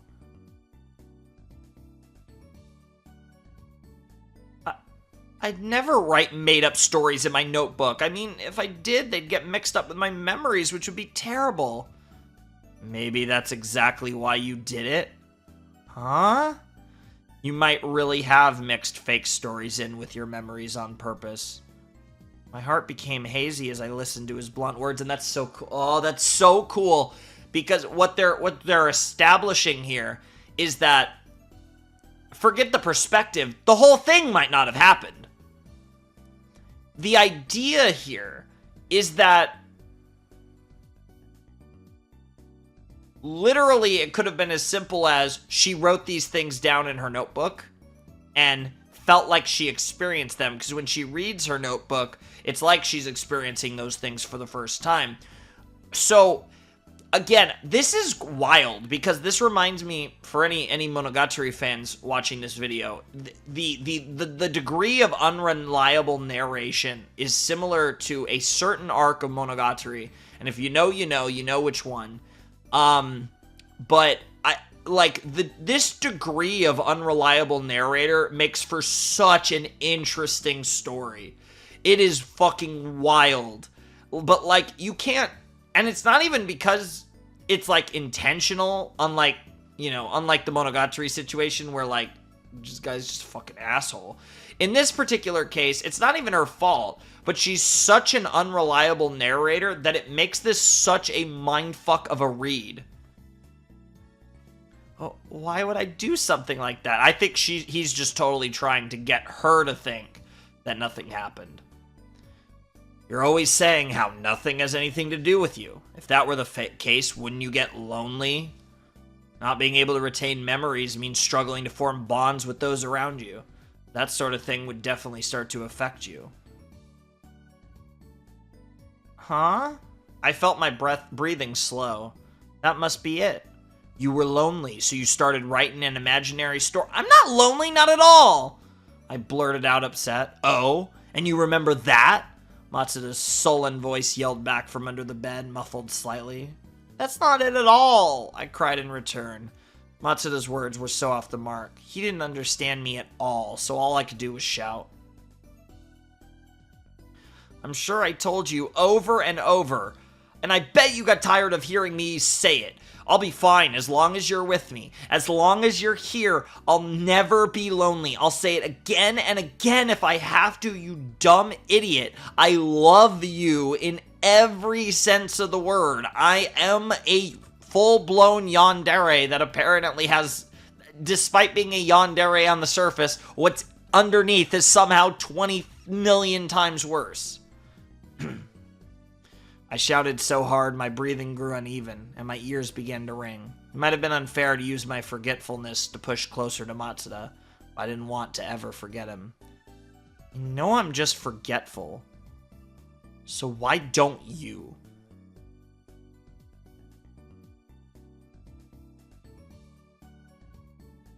After the echoes of my screams were gone, there was silence. Uncomfortable silence. Finally, Matsuda broke the silence with a quiet mumble. Anyway, it's a fake memory. Yeah, sure. He probably wanted to put an end to the conversation once and for all, but I couldn't accept it that easily. But if it didn't really happen, then I can't trust my own notebook anymore, and if I can't do that, what is there left for me to believe in? He's gonna say, believe in me. There it is! Believe in me. Believe in me, and forget what's written there.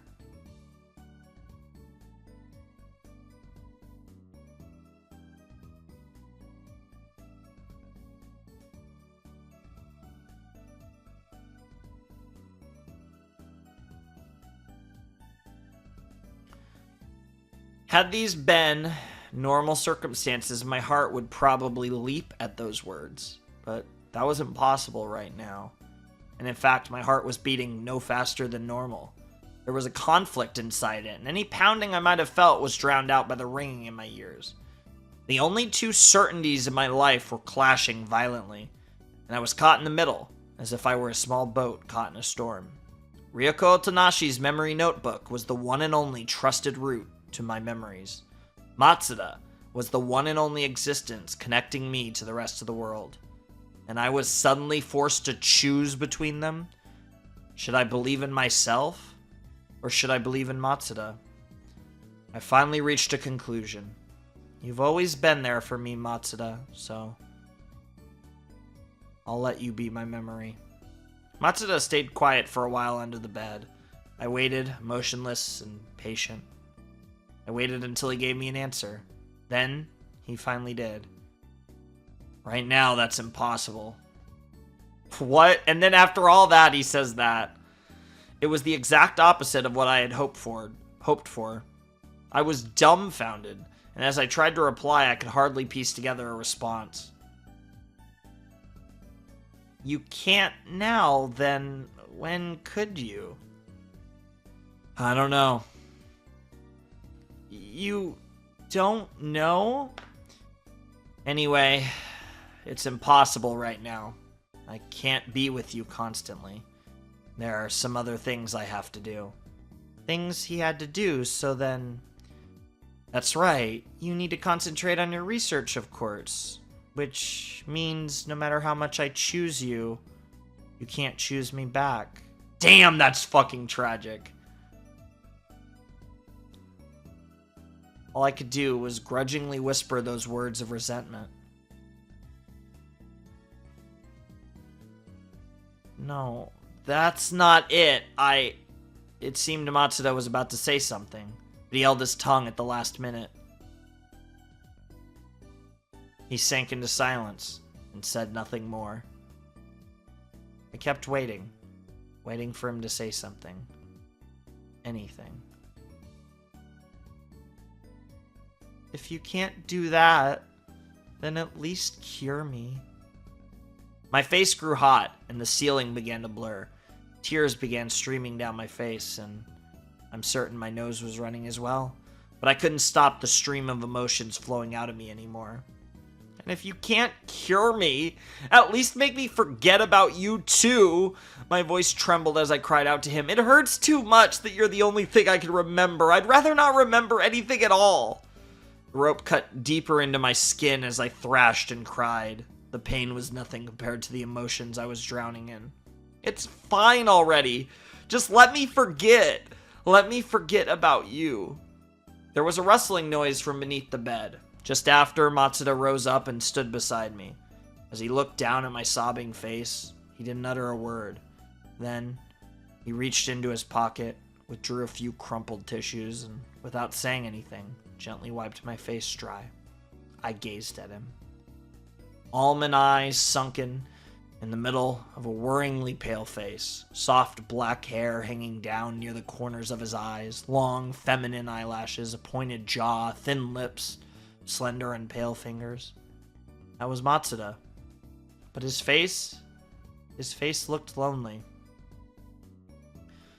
He looked at me with lonely eyes and gently wiped the tears and the snot from my face. For some reason, it felt scary.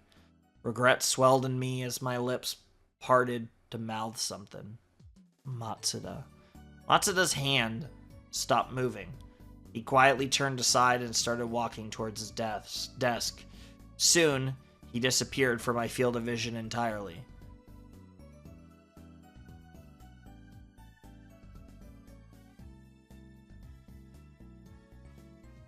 Matsuda, I finally managed to speak again, but I have an appointment I have to go to. I could hear his voice from somewhere nearby. I've been entrusted with the treatment of a certain student. I can't postpone it. You're going? I'll be back soon. We'll continue our discussion then. Soon I could hear his footsteps walking away, and then the lonely sound of the door closing. He's gone. Interesting. That was a really interesting conversation between Matsuda and Ryoko, and I am wondering how many that was by far the most serious conversation, and obviously the subject of Junko was breached between the two, which is really interesting, and the reaction he had was very strong. He absolutely knows Junko, and absolutely and he's someone who understands that Junko is a fucking menace to society, which could mean a few things, and all of them are bad. It's all bad. But I'm assuming it's because he's aware of my theory's right, and he's aware of who Ryoko really is, and he knows Junko from their shared past.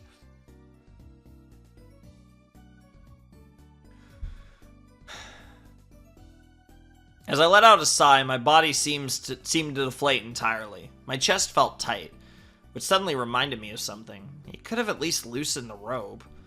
I struggled lightly for a moment, but my body was exhausted. The burning pain I felt, even now, wasn't from the rope. The cause was far more obvious. I closed my eyes and tried to fall asleep. I wanted to escape the suffering I felt. I wanted to forget everything. With that thought in mind, I slowly began dissolving into dreams, slowly melting. I felt as though I was floating, suddenly freed from the weight of my body. Huh? My consciousness resurfaced in an instant, and when I opened my eyes, I discovered that the rope that had bound me was now untied. Matsuda? I rose from the bed and looked around the laboratory, but there was no one there. So, how did the rope come undone? Maybe it had slackened and come undone over time. Or perhaps I had a hidden talent for escape artistry like a magician? As I pondered the reason, I took a good look around the laboratory and noticed an electric kettle on one of the desks. Maybe I should make myself some tea to help calm me down. Soon after, I poured some boiling water into a small teapot. The fragrance of green tea leaves tickled my nose as I prepared a cup and took a slow sip. The hot, strong liquid flowed down the back of my throat, made its way to my stomach, and I finally calmed down. Looks like you finally calmed down. I'm assuming this is Junko. Eh? A small boy. Oh. Is it that one guy? That from that lives near, whose dorm is near, Matsuda's? A small boy I didn't recognize appeared out of nowhere, standing directly in front of me. Yeah! I dropped my teacup in surprise and it hit me directly on the foot. Yeah! I writhed from the sudden agony. You sure are clumsy, big sis. Who are you? I managed to ask the innocent-looking, laughing boy through the pain. You've forgotten already? I introduced myself only last night. We met last night. I limped to the bed, dragging my throbbing foot behind me to where Ryoko Otonashi's memory notebook was still lying. I picked it up and leafed through the pages. Ah, I got it. I suddenly remembered. Are you the boy from the dorms I asked to leave Matsuda a message? Bingo, that's right. I'm Yuto Kamishiro from Hope's Peak Academy's 77th class. But when did you come in here? I asked. I didn't notice him entering at all. Well, it's natural that you didn't notice. Kamishiro chuckled and sat down on top of the desk. but that's the wrong question to ask. What do you mean? Kamashiro's mouth spread into a broad grin. I mean, I've been here all along. Oh my god. Oh my god.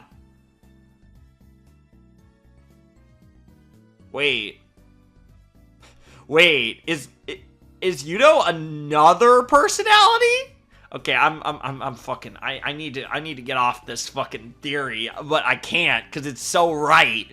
But like, okay, let's hear the explanation. All along? Well, ever since Yasuke Matsuda tied you to the bed with that rope, at least. I heard every bit of that lover's quarrel you had after that and everything. Speaking of, that sure was one impressive knot he tied. I'll have to ask him to teach it to me sometime. So you mean... I gradually tried to piece together the full situation. You've been hiding somewhere in the lab since the beginning and peeked in on what Matsuda and I were doing? That makes it sound even more sus. How rude! I may be a little perverted, and I might be little, but I'm not the kind of guy who hides and pervs on people. That's another tiny guy. He's a chef. Kamishiro puffed his cheeks. I couldn't tell if he was genuinely upset, though. But if you weren't hiding, we would surely have noticed you. I mean, if not me, Matsuda would have. You still don't get it, do you? Fine, I'll say it more clearly.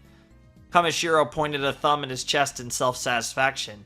You didn't notice me because of my talent, he declared cheerfully. I am the ultimate spy, after all. Okay, sure, why not? And you know, maybe that's also part of why he's really small. It like helps with his presence or lack thereof. That's kind of cool. Cool. We're meeting Yudo is apparently the ultimate spy. I'm down. If he tried to puff out his chest even more, he probably would have fallen over backward. Ultimate spy? You know, like 007 or Mission Impossible. You must have seen one of those movies at some point. I'm just like that. A secret agent, if you will. A secret agent?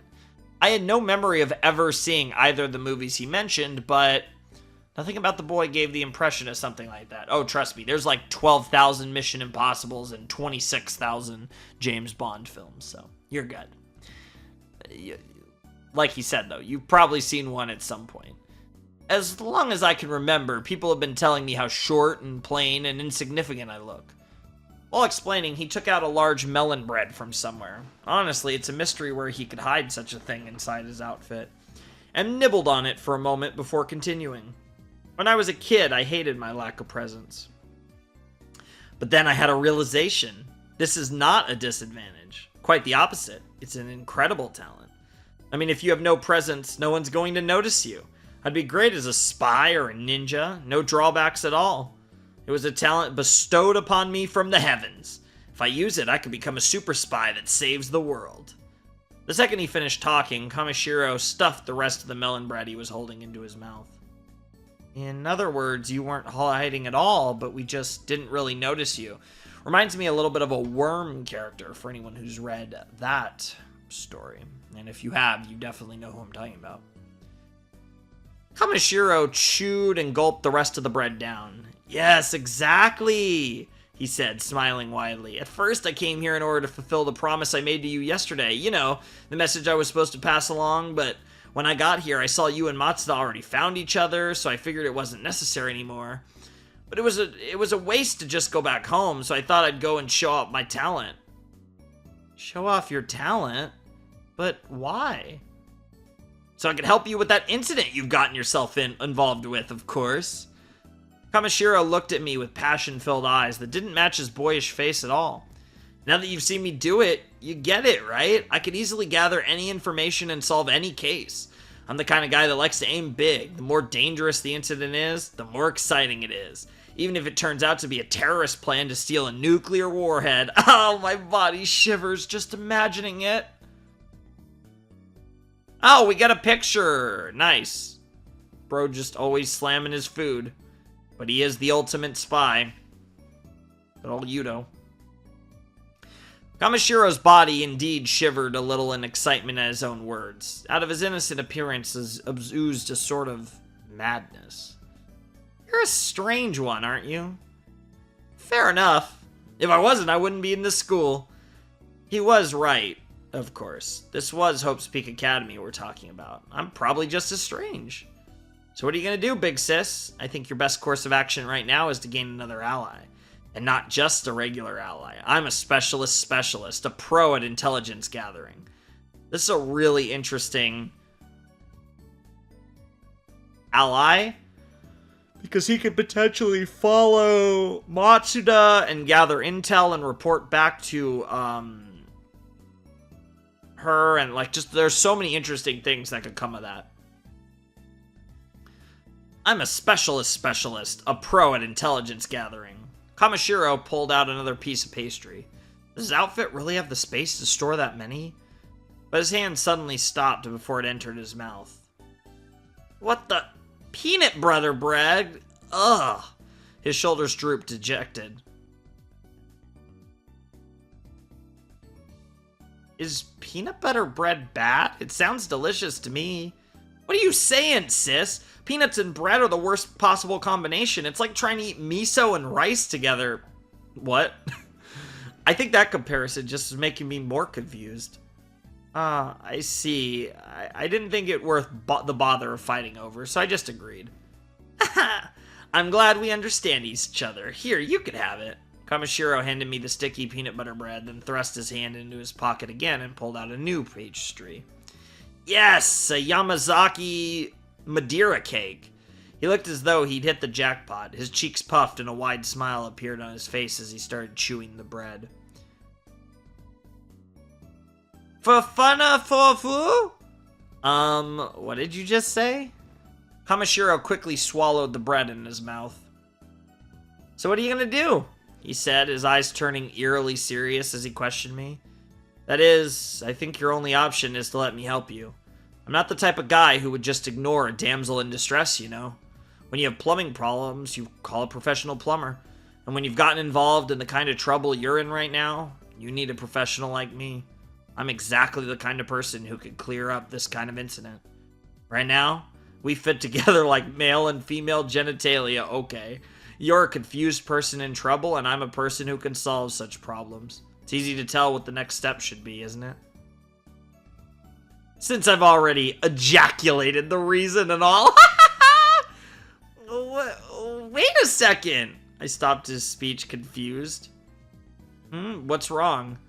Didn't you break character a little bit just now?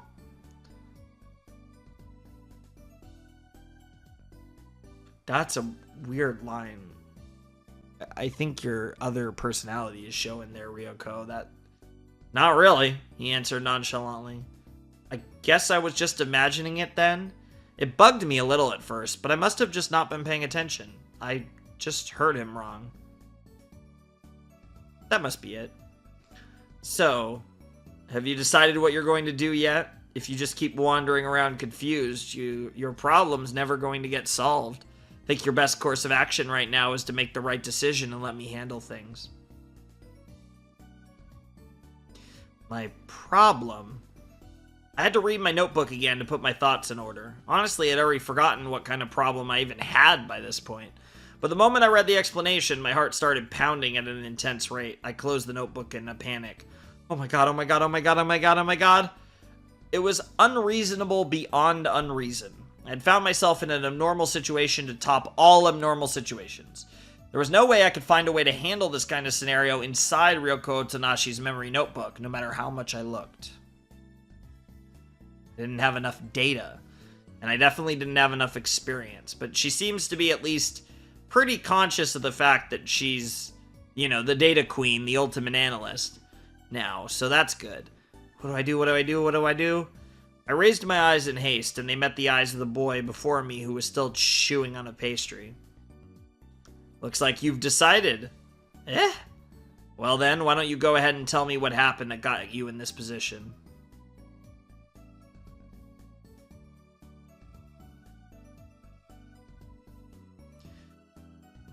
It seemed he could read something in my eyes and was already prepared to take over. He was right, though. There's probably nothing else I could do. If I can't do it myself, I have no other choice but to rely on others. It was simple enough logic. Other people. Other people who were not Matsuda. It was very important. The time had finally come to put myself in the care of people who had nothing to do with me before now. What are you waiting for? Come on, let me hear all about it. Go on. Oh, okay. Urged by Kamishiro, who was acting like a dog craving food, I opened my notebook again. Before I could explain about the trouble I was in, though, I had to explain my forgetfulness. Huh. I can't say I'm jealous, but that is one interesting trait you have there.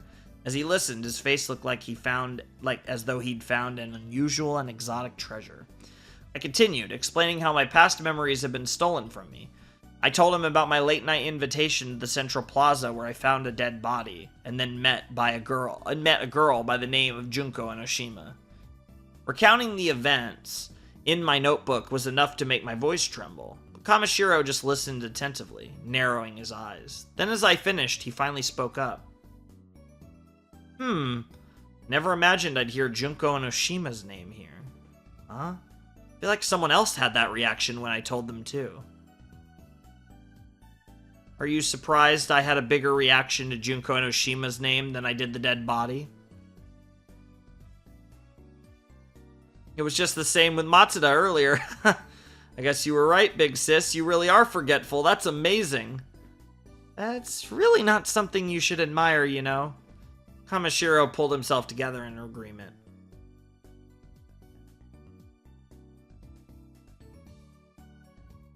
Well, I think I get the general idea about your situation. Since I'm a super spy, I don't get too surprised by dead bodies, but this really is quite an incident you've gotten yourself involved with. If that Junko Enoshima girl is connected to it, then it's probably also an especially atrocious one. Yep, you were right to come to me for help. Do you happen to know this Junko Enoshima? I asked. He sure talked as if he did, at least. Not directly, no, but I feel that she and I share a destiny. A stiff destiny. I'm gonna fuck her. No. She's gonna fuck me. No. Excuse me? You sure had an experience straight out of a Hollywood blockbuster, haven't you? No need to worry, though. Whoever the protagonist was before, I'm taking over the role now. From now on, this is a thrilling spy suspense story. Nice. Thrilling. That's an odd phrase to use for your own life. You shouldn't think too hard about that. Kamishiro thrust his hand into his pocket again and pulled out yet another pastry. Yay, a Choco Swirl! He cheered and then returned to his explanation. What a weird guy.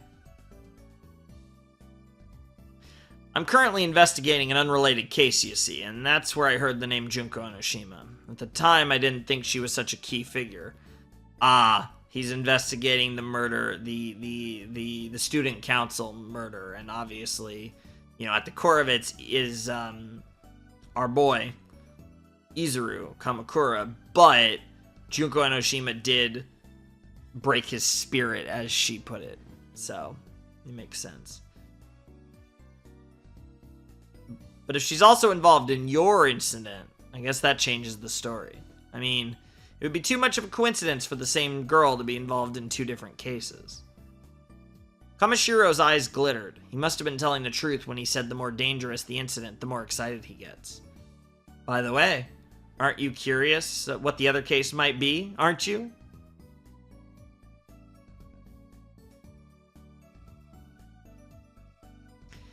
Yeah, I guess. I reluctantly nodded in agreement, since he was pressing it so hard. Should I even tell you? Might be bad if word of this leaks out. He emphasized the secrecy of the case, despite the fact that it was him who brought it up in the first place. Yes, despite the fact that he's the one that wants to leak the info in the first place. Well, whatever. He dismissed his worries lightly as if they were nothing at all. Hopefully it wouldn't be too troublesome. Actually, I'm not sure we should even call it an unrelated incident. Eh? What do you mean? I think the two of them might be connected. That's what I mean.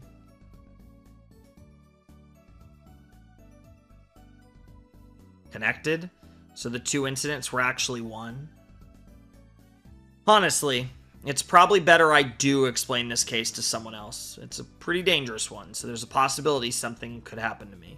Done with this preface, Kamishiro started pacing around the room as if he were a detective announcing the result of his investigation. That other incident I'm talking about is the incident that was given the name, the tragedy of Hope's Peak Academy. Suddenly, my heart started pulsing as if small bombs were going off inside it. Huh? What's going on? The tragedy of Hope's Peak Academy, it was an absurd title straight out of fiction. Oh, just wait until the biggest, most awful, most tragic event in human history. And yet something inside me reacted to the words. You're probably going to cause it.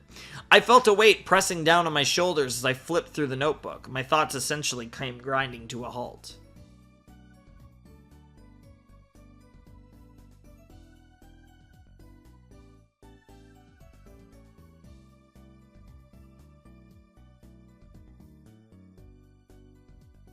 Hey, big sis, what's wrong?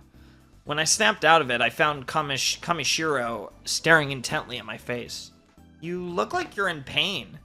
Do you need something for your heart? Herbal liqueur or something? No, I'm fine. It's nothing. I took a couple of deep breaths and somehow managed to calm myself.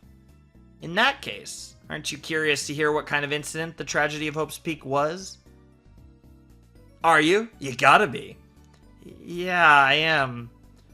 He was pressing hard again, so I had to reluctantly agree for the second time. Yes, well, you see... Kamishiro closed his eyes and held up both hands as if stressing its significance. I don't really know the exact details myself. You don't know? I complained. He was the one who raised the subject in the first place. Well, I know what the rumors are. Rumors? So far, I've only heard the rumors surrounding it. I'm still investigating whether it really happened or not. Right now, it's more like one of the 7 wonders of the school. The title, The Tragedy of Hope's Peak Academy, was just a name that somebody decided to give it. Well, it's just such a, like I said, it's the type of name that just makes you curious about it. So I'm assuming that name came straight from this, well, not the source, but from Junko. Because obviously it wasn't quite Junko that did it, but nevertheless, I see. So... it's just a rumor. It was silly for me to be so nervous, but just as I was about to loosen my stressed shoulders, hey, you shouldn't relax just yet. Kamishiro narrowed his gaze at my immediate relief. Even if it's just a rumor, there's a good chance it might be true. And if it's true, it was one truly terrible incident. This is one bad rumor we're talking about. I wouldn't loosen up if I were you. My heart rate began to pick up once more. No one knows who actually started the rumor. Possible they were even trying to stop it from being spread. In short, it's dangerous. That's why I felt I ought to tell you too. I didn't want to listen to him anymore. That was my honest, true feeling. Nevertheless, it seemed I was out of luck. But if you still want to hear all about it, I guess I have no choice. Here, listen. He was already in full swing, engrossed in his own words. You see, here's what the tragedy of Hope's Peak is all about. Kamishiro cleared his throat in a theatrical manner, which I'm not going to do. 15 students belonging to Hope's Peak Academy suddenly disappeared, and 13 of them were later found dead. That is the tragedy of Hope's Peak. I was taken aback by the short, harsh story. It was too strange, too bizarre. Joe! It didn't even seem a little bit real, but... it's just a rumor, isn't it? I asked, seeking confirmation. Kamishiro shook his head. Had I been entirely sure it was just a rumor, I wouldn't be investigating it right now. But it seems there really are some students who disappeared. He whispered as if telling a secret. The rumor itself started about a month ago, at the time when 14 members of Hope's Peak Academy's student council were suddenly invited to study abroad, and are now supposedly overseas. Don't you think that's a little suspicious? That's just a coincidence. But the rumor said 15 went missing, didn't it? So then the number doesn't match up. I guess it was just a rumor after. Those are just details, Kamishiro fluttered his hand. I mean, it is just a rumor right now. First he says he's just a rumor, then he scares me by saying it's real. Now he's going back. Is he doing this on purpose? If it is real, then that's terrifying. Well, it doesn't matter.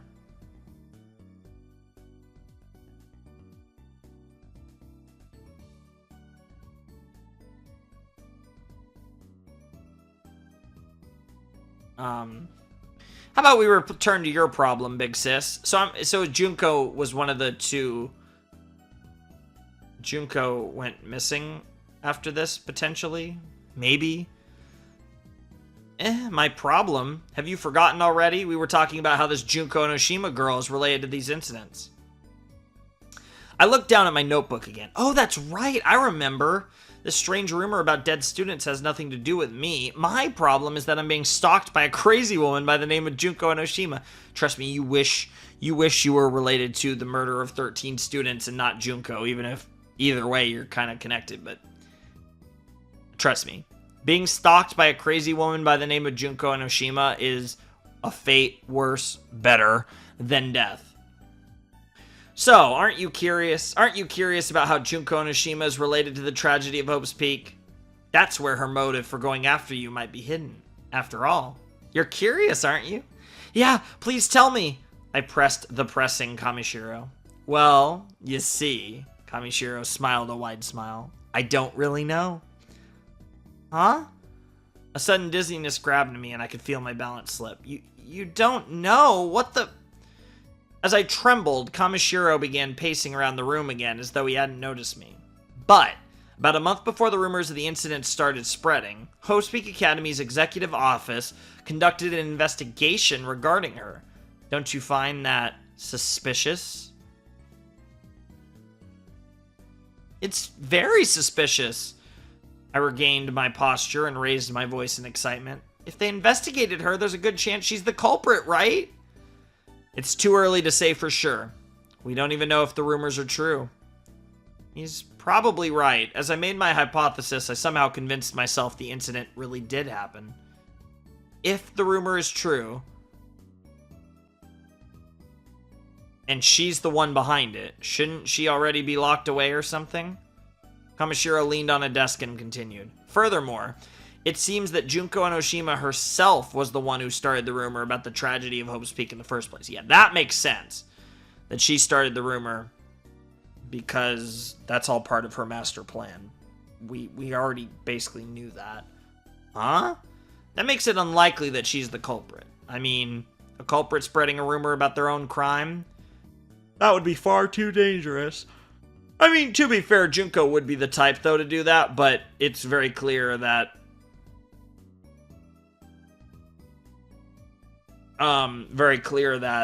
obviously Junko is trying to use this incident to her advantage as opposed to her just being a as opposed to anything else. Is it really true? Was it really Junko Enoshima who started that rumor? It all started a few weeks ago when a cryptic email message describing the incident was sent to every student in Hope's Peak's reserve course. Here we go, and now we're, again, tying that reserve course into Junko and all that stuff. Like, all the pieces are here.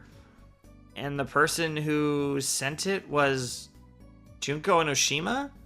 Kamishiro nodded, swallowing another bite of sweetbread. I know an underclassman who's a programmer, shoutouts to Chihiro, and is exceptionally good with computers. I have him monitor the school's servers for me every now and then, and I happened to find the email by chance. The sender was redacted, of course. With a super spy like me on the case, I knew who it was immediately. Oh, and just to be safe, I never told that underclassman about the contents of the email or about the sender's identity. I wouldn't want them to get caught up in such a dangerous mission. I'm very caring like that. I was just about to ask why he would involve me in such a thing, but decided instead to hold my tongue. But why would Junko Enoshima do such a thing? Why spread a rumor about that? That I do not know. Ah, why don't we ask her ourselves? I had a sudden flash of inspiration. Let's just find her and ask her what's going on. If that was possible, I'd have done it already. Kamishiro shook his head in dismay. I'm not sure why, but I can't manage to find Enoshima anywhere. She isn't going to any classes, and the teachers seem to allow it. Her classmates also have no idea what's going on. I'm telling you, that girl has allowed too much freedom. It's possible she's even been expelled since nobody can locate her. But I did meet her right here in this school. That's what my notebook says. She probably wanted you involved in this, no matter the cost, big sis. That's why she appeared right in front of you, stole that notebook of yours, and made a direct confession about committing a murder. But I have no clue what her intentions are.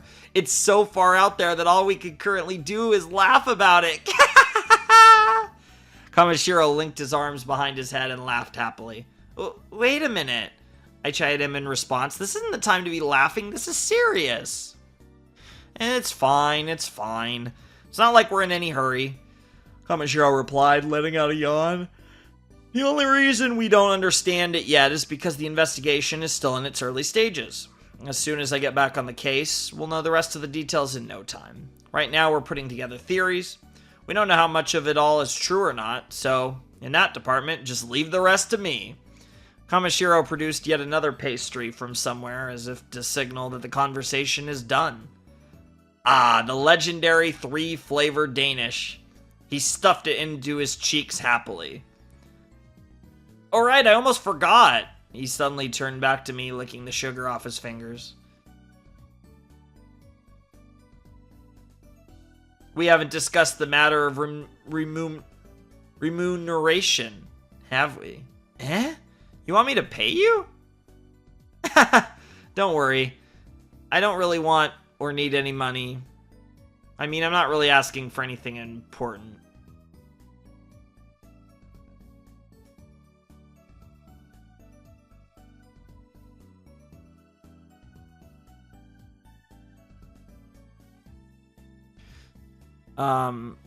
Nothing important. So, do you want me to buy you some pastries?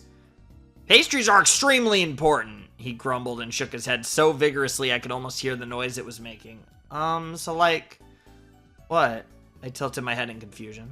Something like, I don't know, a little favor.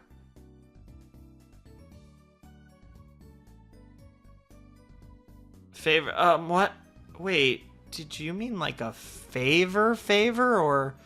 Kamishiro didn't reply, simply flashing a grin. After a moment, I answered my own question.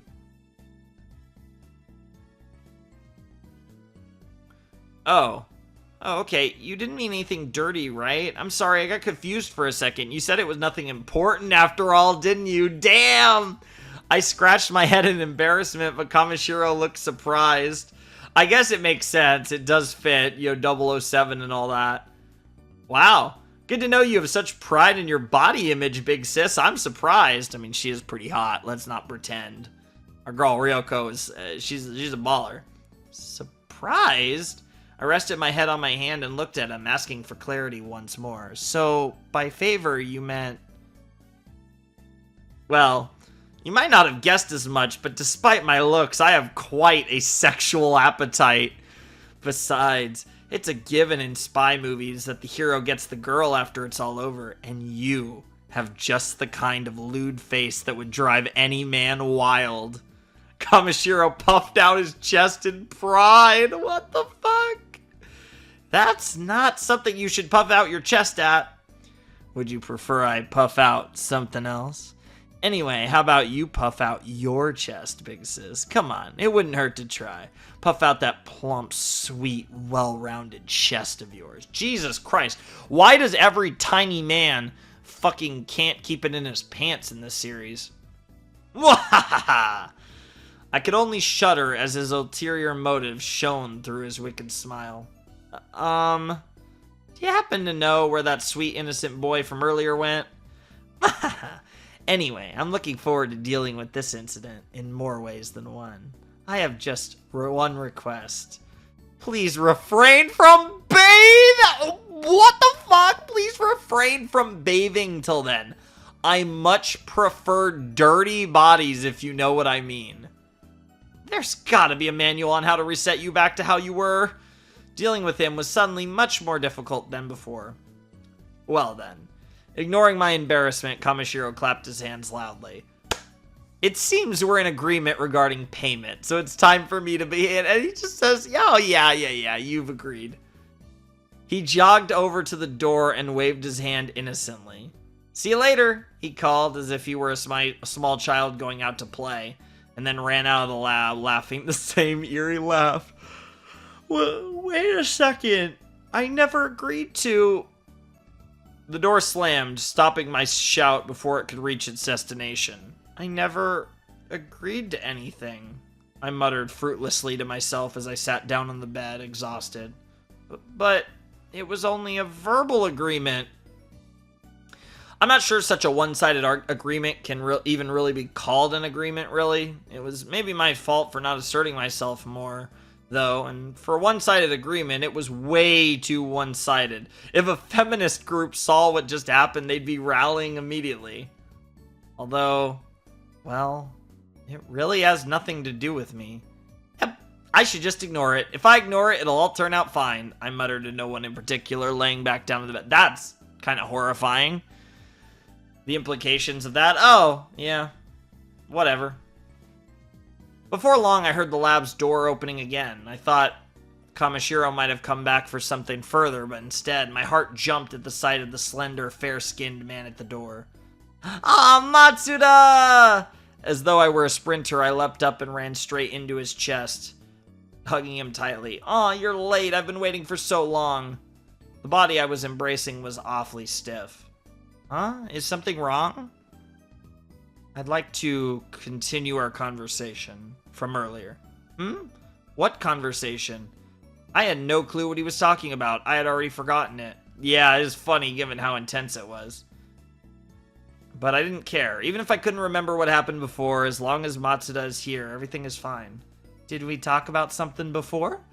I tilted my head and then buried my face deep in his chest, releasing a purring giggle. I had remained buried there for a while. I thought he would chastise me for getting him dirty, but instead his tone was something bordering on mournful. I'm sorry. Huh? I looked at him and was surprised. What are you sorry about? Matsuda stared at my face for a short while, then coughed lightly to himself. No, it's fine if you don't remember, but in any case, I'm sorry. He repeated, looking away. I didn't understand what he meant, but for some reason my chest tightened with emotion, replacing the thunderous beating of my heart. I buried my face deep in his chest again. And as I stand there, swallowed inside his chest, I start forgetting. All the dirt and filth that clung to the inside of my body crumbles into nothingness, leaving nothing but a pure, empty feeling.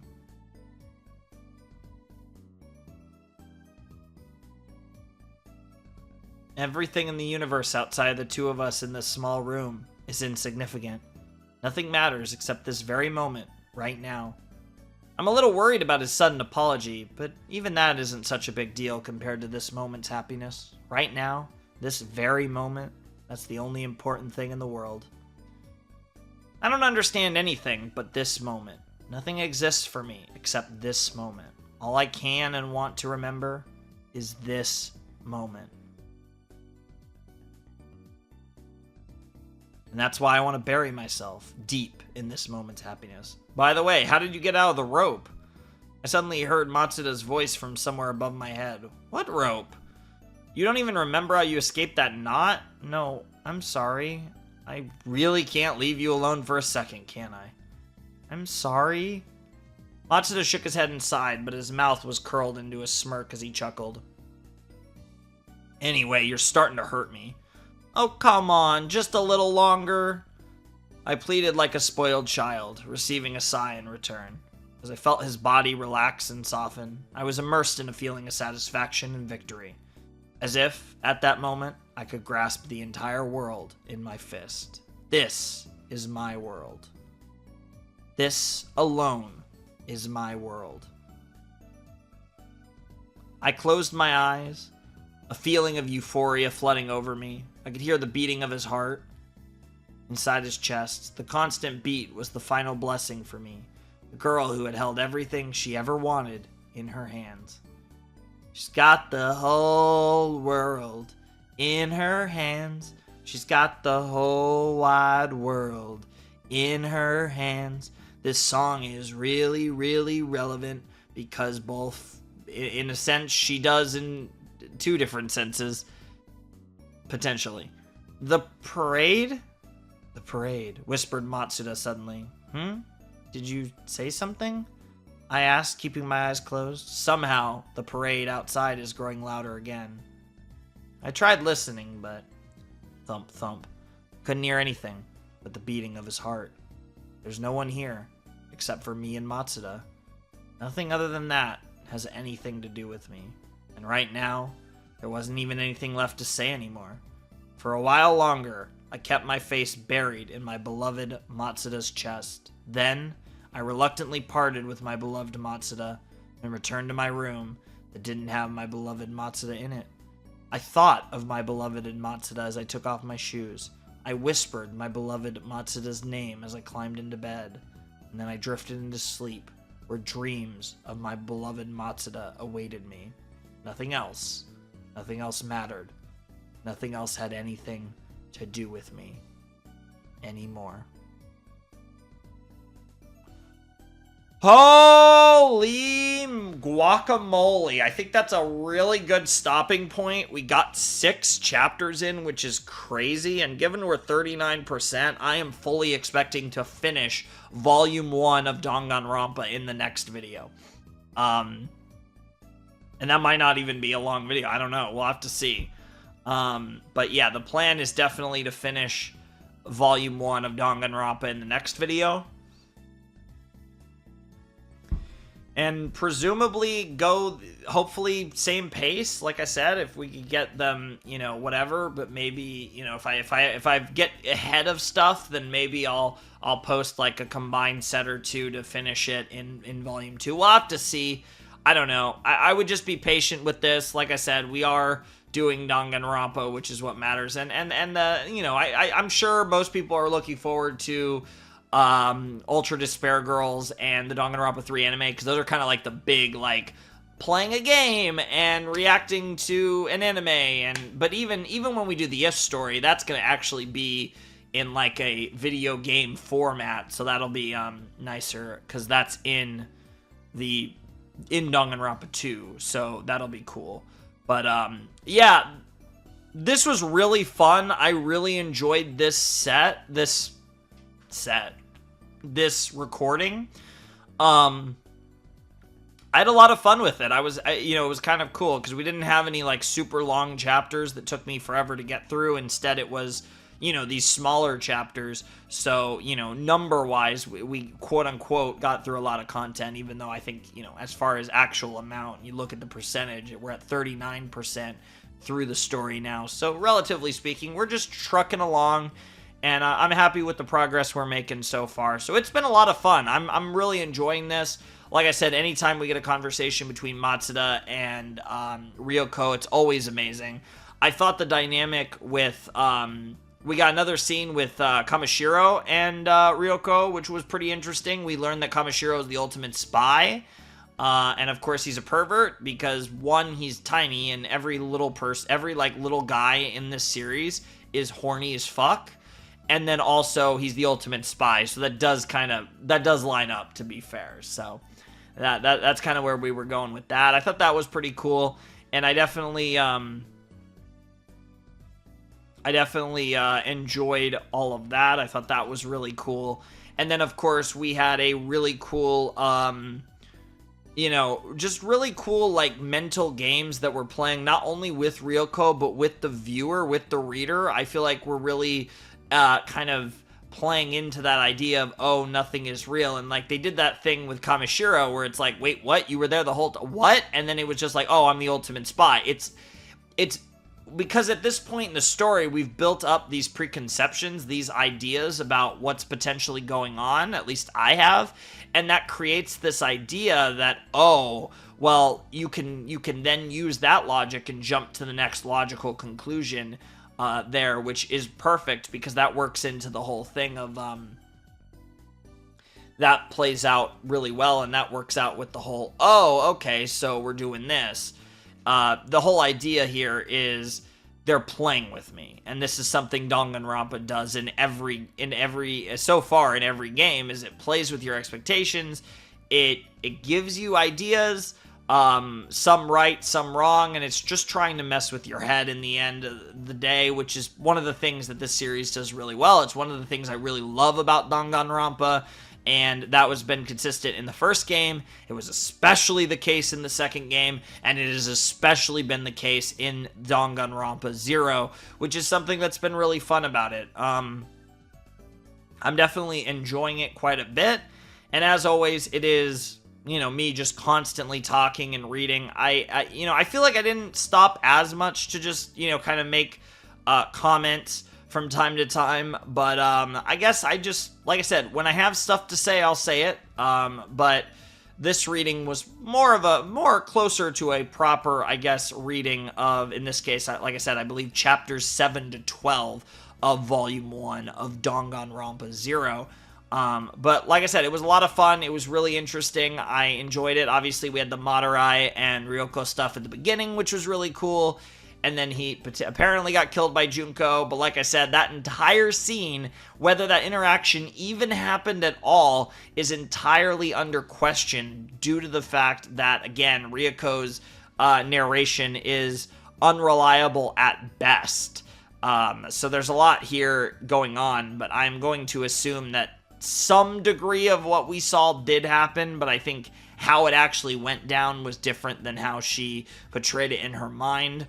But in the grand scheme of things, I do think that most likely Junko killed the boy and, yeah, and used Mukuro to get rid of the body and all that bullshit. So, I don't know. We'll have to see where this goes, though, but I'm definitely dreading what the future holds for our boy Matsuda, and I'm, you know, again, Kamishiro probably not going to end up too much better for him either. I definitely think things are heading in an interesting direction overall when it comes to where this story is going, and I think this is going to probably get really dark towards the second volume of Danganronpa 0, but we'll have to find out for ourselves. I mean, there's really no other way to find out other than to actually keep going and continue the story, which will be happening pretty soon because, like I said, hopefully I won't miss any more days on this, but I did have a lot of fun. That was a really fun video. I really enjoyed it, and I'm really excited for more Danganronpa 0 next week when we get to more. So I think that's pretty much all I got to say about it, though. It was a fun time, and I'm definitely, like I said, excited for more, and I'm definitely curious to see what the future holds with this story. But like I said, I do think I know. I'm kind of doubling down on where I was last time. I think I know what the big plot twist of this is going to be, and I think there's a lot of evidence at this point to corroborate my theory. And even if I'm wrong, I'm not going to be, like, upset, because I feel like I've made a theory that makes sense.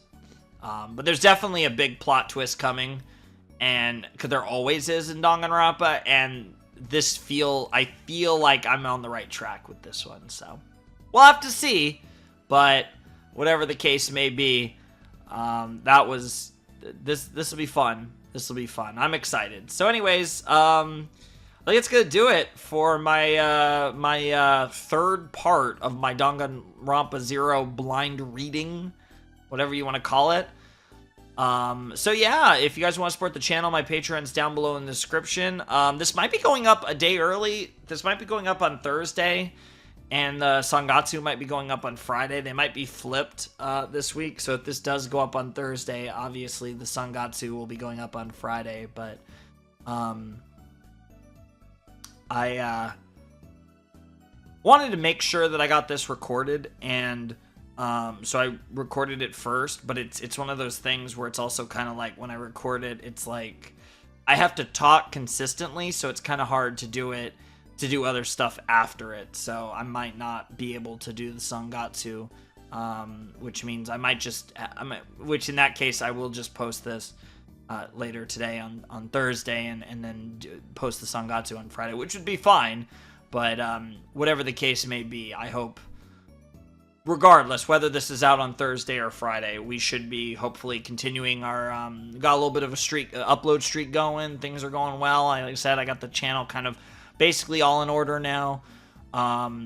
But whatever the case may be, I'm really excited for more Danganronpa next time. And like I said, if you want to support the channel, my Patreon's down below in the description. My Discord server is also down below in the description if you want to check that out. That's probably your best bet as far as getting in touch with me if you want to DM me there. But you can also just hang out. That's always fun. But anyways, without any further ado, it is time for me to bid you adieu. The Flamin' Shark signing out. Hope you guys have a wonderful, fantastical day, and I'll see you next time with another video. Thanks for watching. Peace.